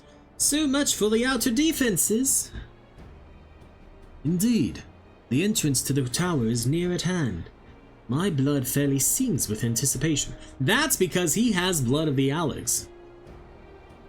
Speaking of blood, I have a proposal for the next stage of the expedition. I suggest we wait here while Ambellina and a hand-picked party of her adventuring companions enter the tower. What? Without us? I thought we came here to survey the entire structure. We did, and we will. But our investigations must proceed at a more measured pace. If the outside of the place is this well defended, can you imagine what awaits us on the inside? Only a true hero could reasonably hope to brave the hazards ahead and live to tell the tale. Ambellina here fits that description better than anyone I know. And it is not as if we shall be idle in her absence. While Ambellina and her companions are risking life and limb to beat us a path to the tower, we can set about analyzing this rubble for evidence of how its technologies function. Your knowledge of ancient lore will be invaluable in that endeavor, historian Grahatia. Ah, do you ever tire of being right, old man? Ambellina, as it seems I won't be accompanying you, allow me at least to provide some instructions. The maze that surrounds the base of the tower is known as the Labyrinth of the Ancients. During this initial foray, I suggest you concentrate on ridding the place of hostile elements. When you are reasonably certain the maze is secure, contact me via link shell and we shall join you post-haste, no matter what Master Garland says. Though we would prefer if any relics you encounter remained intact, you have leave to do whatever is necessary to secure ingress to the upper levels of the tower. Fortune go with you, Ambellina. Labyrinth of the Ancients, now accessible. And before we run that, we're gonna run ads real quick. I actually might put myself in the queue while the ads run, We'll see what happens. So yeah, I'm just gonna start him now.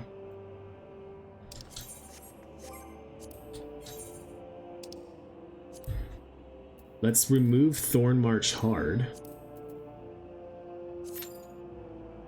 Average wait time is about 8 minutes. Yeah, so I'm glad I hopped us in the queue. Let's pray return to the Waking Sands.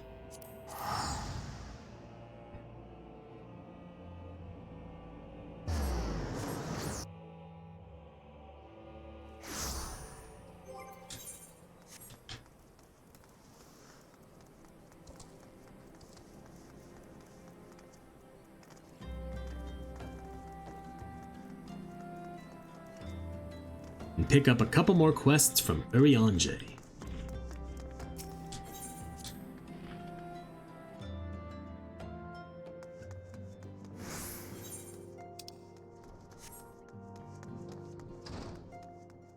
Oh, do we have to beat Ifrit first? Yep, okay. Good to know.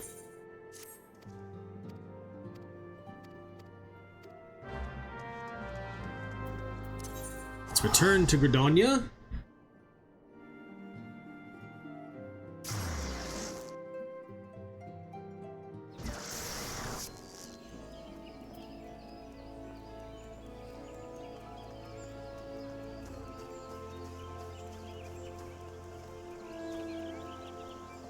And then after we do this one, if Crystal Tower or if Labyrinth of the Ancients still hasn't popped,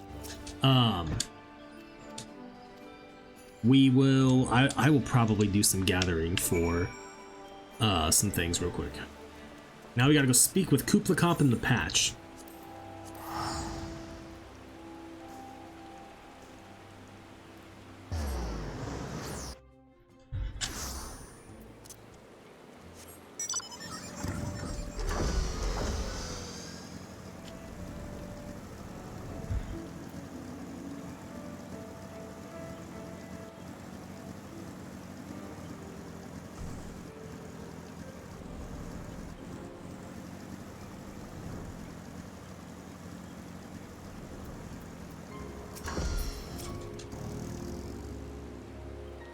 Now we have Good King Mogomog Extreme.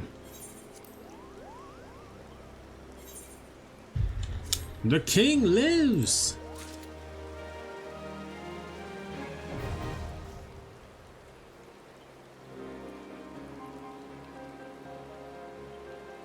Hey, anything in the East Shroud? No.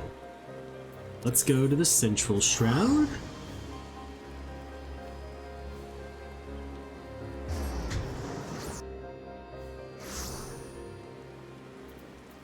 Where I need to get some lavender.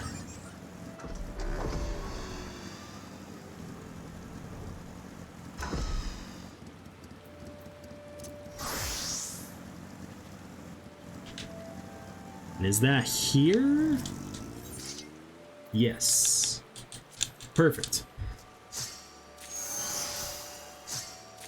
So we are still in the queue. Still says we have about an 8-minute wait total. We're at 3.5 minutes right now. North Shroud or South Shroud? We'll go South Shroud first. Camp Tranquil because it's for oak logs, which are in the lower paths.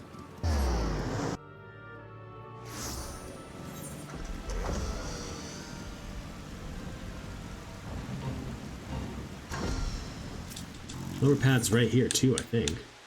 Yeah. I need 9 oak logs. Oh no, I failed a fate. A fate that I didn't even know I was a part of.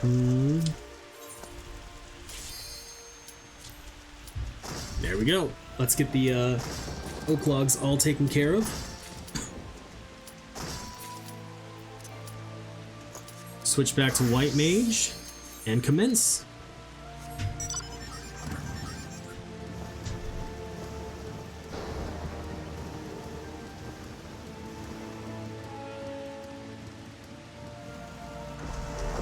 Alright, 1 DPS, come on. Don't leave me hanging. Let's see how many people leave now, too. Because that always happens with Crystal Tower, especially right now.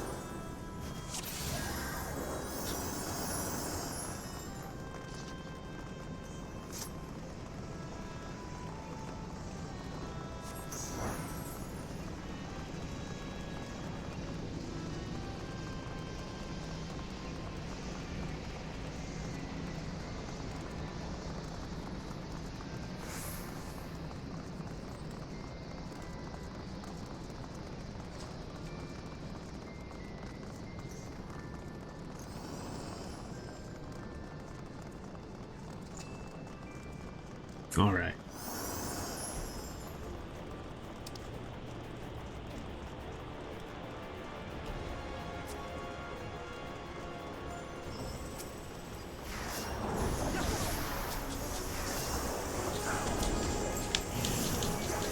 Let's get arrows on the big guys.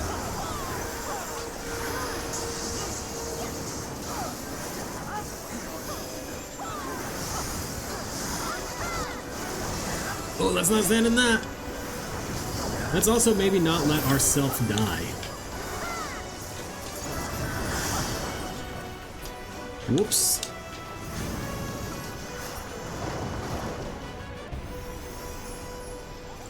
Where's Izumi?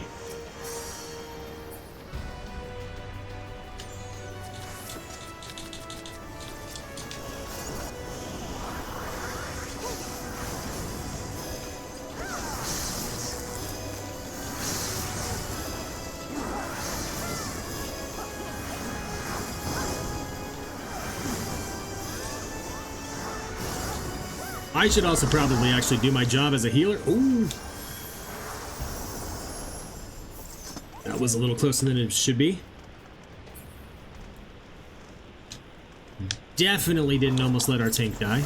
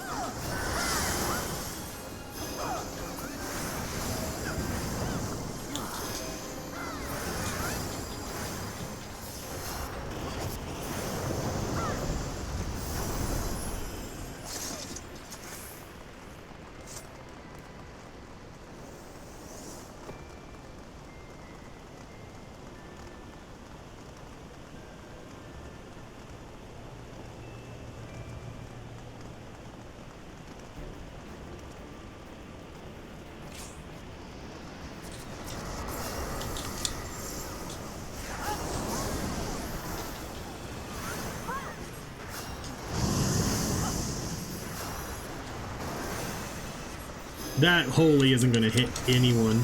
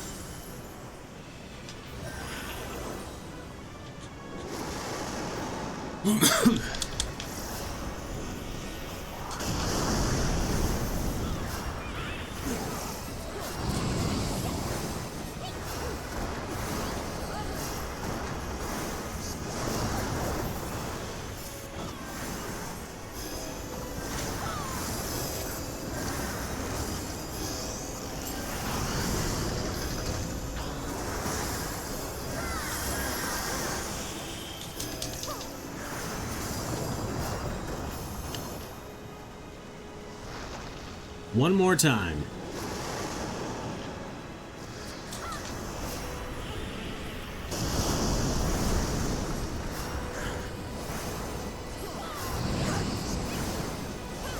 Ignore the eyes.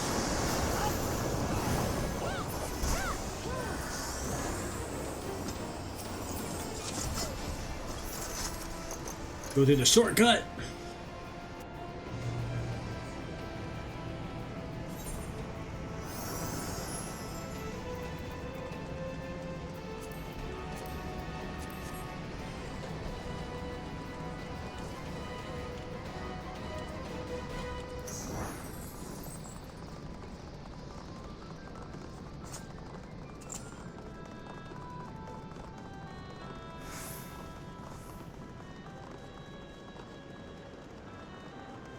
What alliance am I in? B. Okay. That means I take the middle route.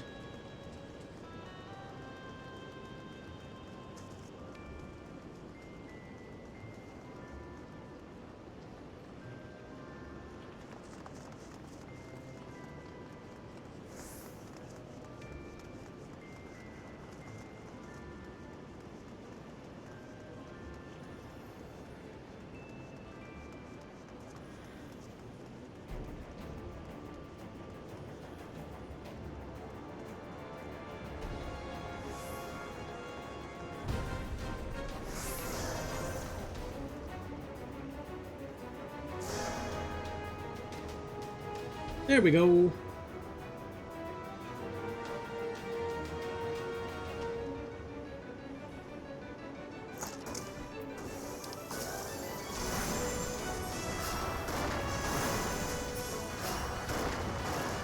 Alliance here just got their 8th person back.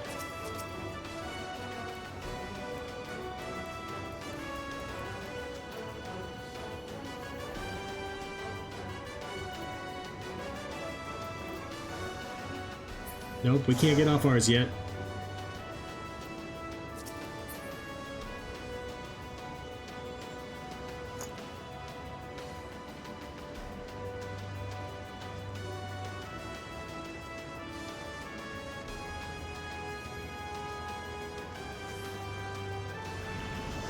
Woo! Oh, that was a waste of gap closer. It's not a gap closer. But it was a waste of my jump forward because the stairs weren't there yet. That's funny.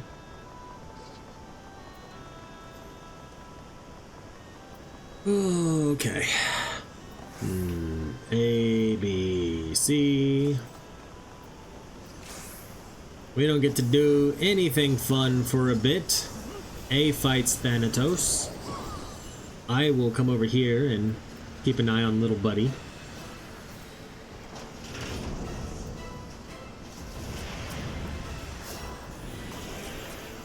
Get my arrows out. Ow.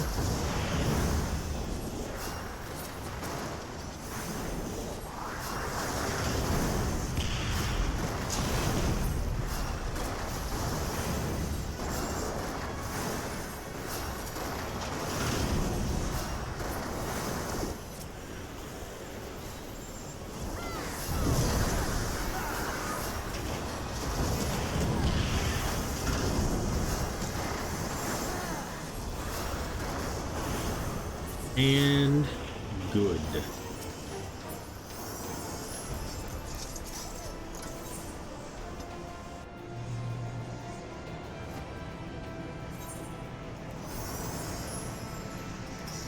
That time it wasn't a waste.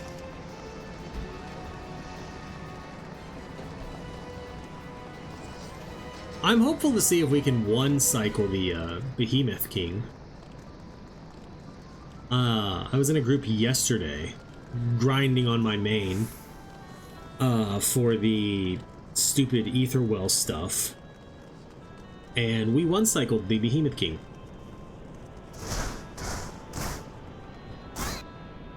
And that was pretty cool.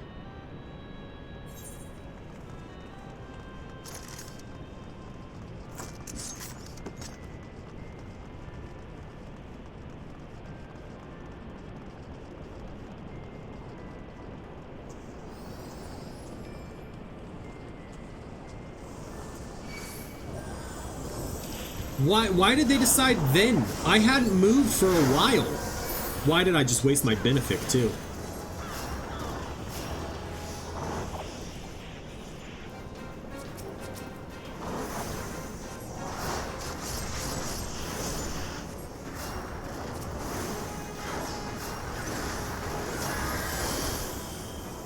Like, yes, I know I happened to be the closest one at that point, but I hadn't moved for like a solid 10 seconds.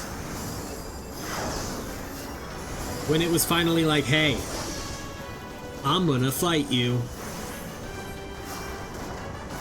And like, I've seen other people get way closer than that. Let's not let the Allegan napalm.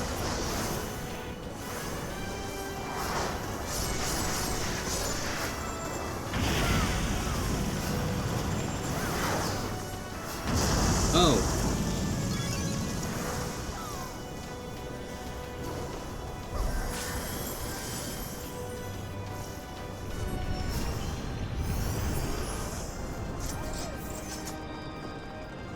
I should maybe pay a little more attention to what's going on.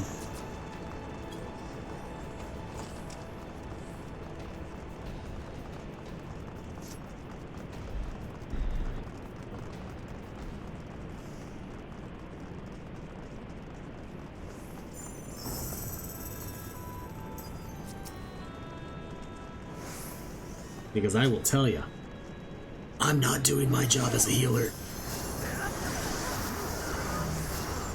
I got a little, focused on DPS in there for a second.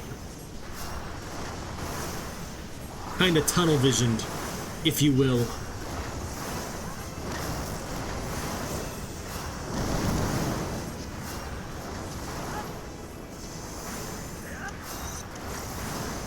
So many people?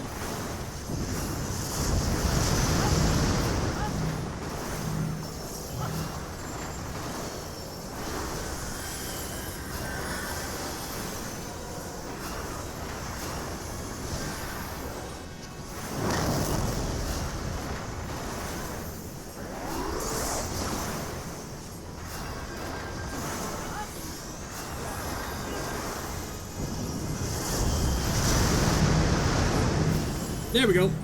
Oh wait, we have one more fight.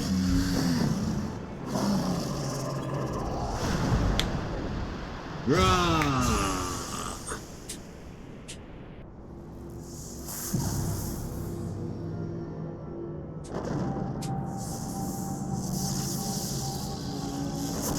I don't recall ever watching this before.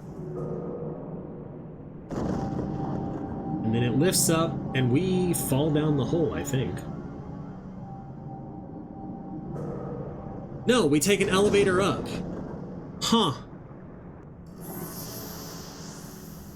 I always assumed we just fell in the hole. And then it's like Phlegathon.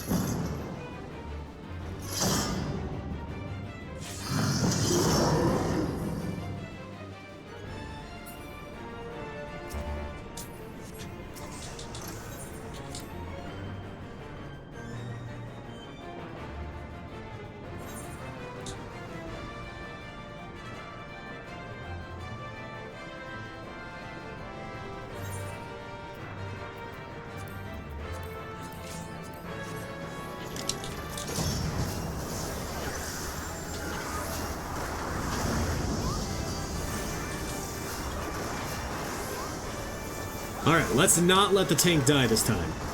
Let's do a better job at what our job is.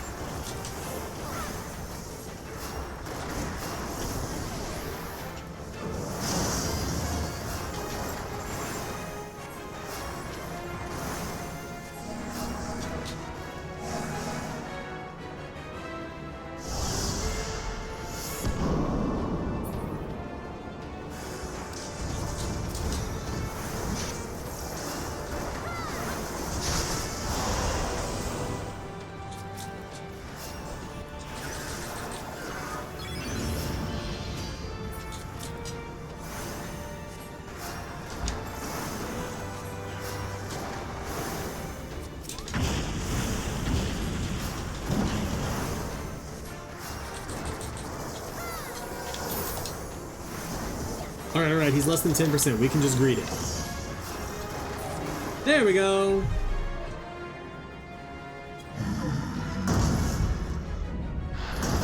You call that a labyrinth? I do, actually.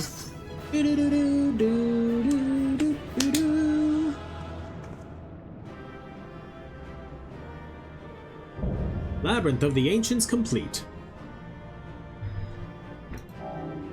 Now I don't need these, please.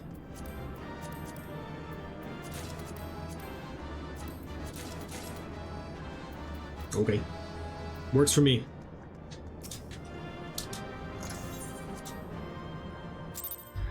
Now, let's see.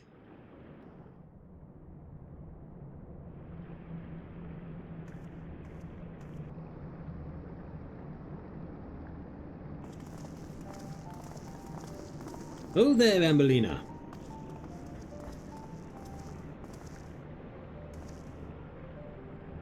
Very impressive, I must say.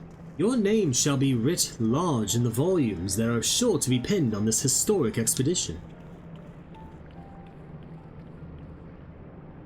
The scale of this structure defies comprehension.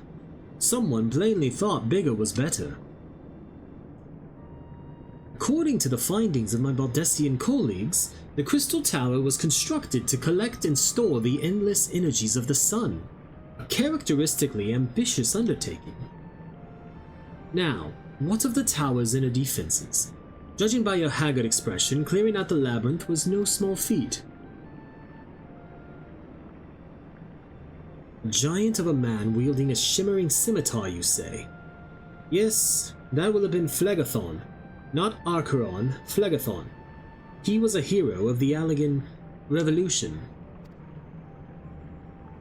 And you gleaned that from what exactly? His choice of weapon? Well, I am a historian. I have a certain, shall we say, affinity for the lore of the Allegan Empire. It is, of course, all knowledge gleaned from musty scrolls and tomes. The ancient texts claim that the Crystal Tower is defended by the champions of Eld, resurrected and augmented through the Allegans' extraordinary technology. Chief, you need to see this!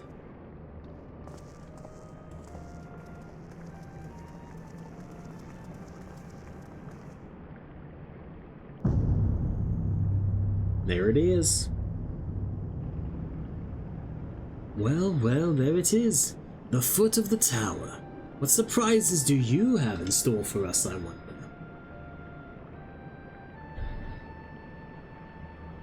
I can't tell you how glad I am to have you here with us on this little jaunt, old friend. Had you not beaten a path through that maze, I very much doubt we'd be standing here now. Well, we have much to discuss and digest. Let us retire to St. Coinac's Find for the present and there plan our next step. Lest there be any doubt, our expedition has some way to go yet. Bum bum ba ba ba da ba da bum bum bum ba da ba da ba da ba.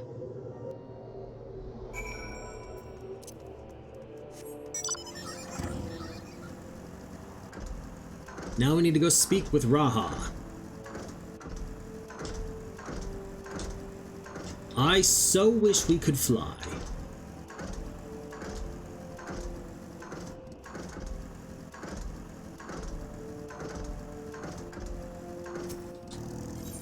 Like that would make things so much easier if flight was possible.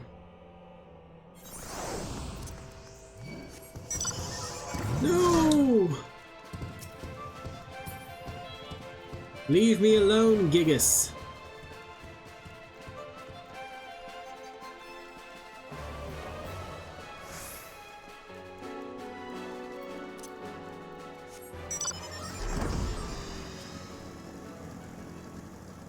Can you fly through these?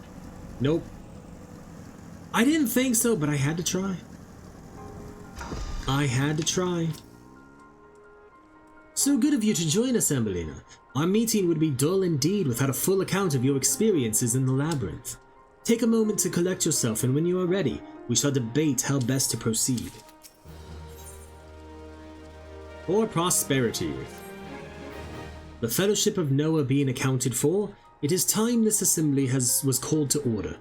Rambros will be presiding over the meeting, if you would be so kind as to inform him of your readiness to proceed. Welcome back, Ambellina. I have just been reading about your encounter in the Labyrinth of the Ancients. It pleases me greatly to note that you seem none the worse for the experience. For your reference, I have added my own notes to Graha's preliminary expedition report and begun compiling a Crystal Tower survey log. The information contained therein will be available to you at all times. Should you have any questions, you need only ask. Now, if there are no objections, I shall begin with a summary of the expedition's key accomplishments. Okay. Doo-doo. Bam, bam, bam, bam, bam. In the course of this, our first foray into the grounds of the Crystal Tower, we succeeded in neutralizing the structure's outer defenses, before proceeding to secure the maze surrounding the base of the spire. According to Ambellina's account, the Labyrinth's defenses were most emphatically active. Disturbingly, her reports also mentions a violent encounter with a sentry heavily augmented by Allagan technology. In short, our misgivings were well founded. The Crystal Tower was not simply thrust above ground by the chaotic shifting of Earth. It has somehow been reawoken. If, as seems increasingly likely, the tower's secrets should prove too dangerous to share with the world, we will have no choice but to contain them. Short of leveling the place, this will almost certainly involve returning its mechanisms to a state of dormancy. To do that, however, we will first need to address the question of how they work, the answer to which must surely be awaiting for us inside the tower itself. In conclusion, that is where we must go. A task rather easier said than done, if the perils of the labyrinth are any indication. Then I move that all further exploration of the tower be delayed until such time as an exhaustive analysis of the structure's defenses has been completed. Master Garland, may I entrust this task to you? It would be my pleasure. Don't forget about us! It's like you said, Chief. We founded the Ironworks to make sure technology was used for the right reasons.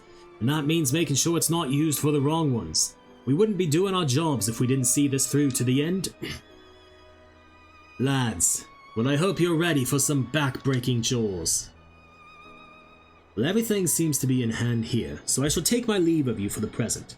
I am to witness this valiant tale unfold with mine own eyes. I must needs hone my martial skills ere we ascend the spire. You'll do nothing of the sort, Graha. Your knowledge may prove useful to Master Garland's investigation.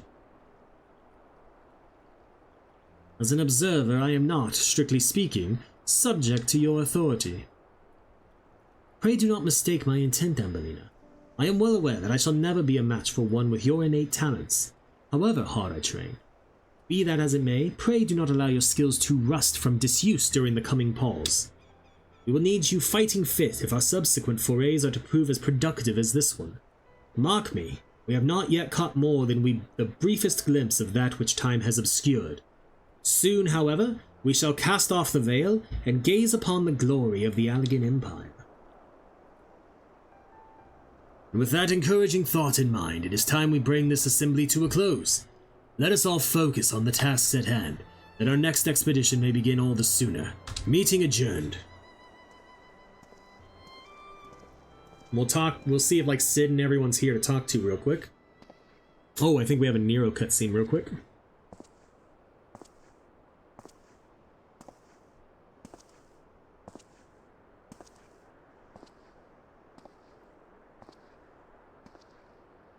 Such a terrible mess. Yet it does leave the door wide open, so to speak. One cannot help but be impressed.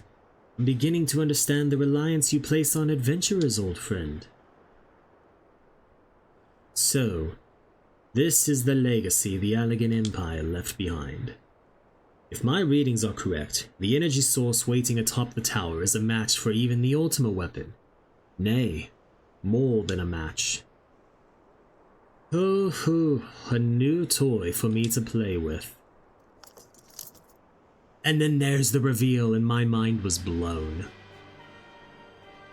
I believed the fates had conspired to deny me my just rewards once again, but it would seem they had a greater destiny in mind for me. And so long as my ambition burns, I shall strive to seize it. The dream lives on, Sid. Do not disappoint me.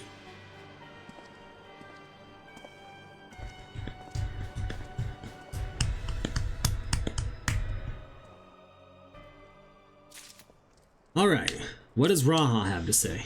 "'Tis my most fervent belief that the Fellowship of Noah will, piece by piece, lay bare the long-buried secrets of ancient Aleg's history. But the doing of it will require all of your skill and more. Mayhap I can convince Master Garland to allow me to accompany you, that I might see some of these horrific guardians in the flesh.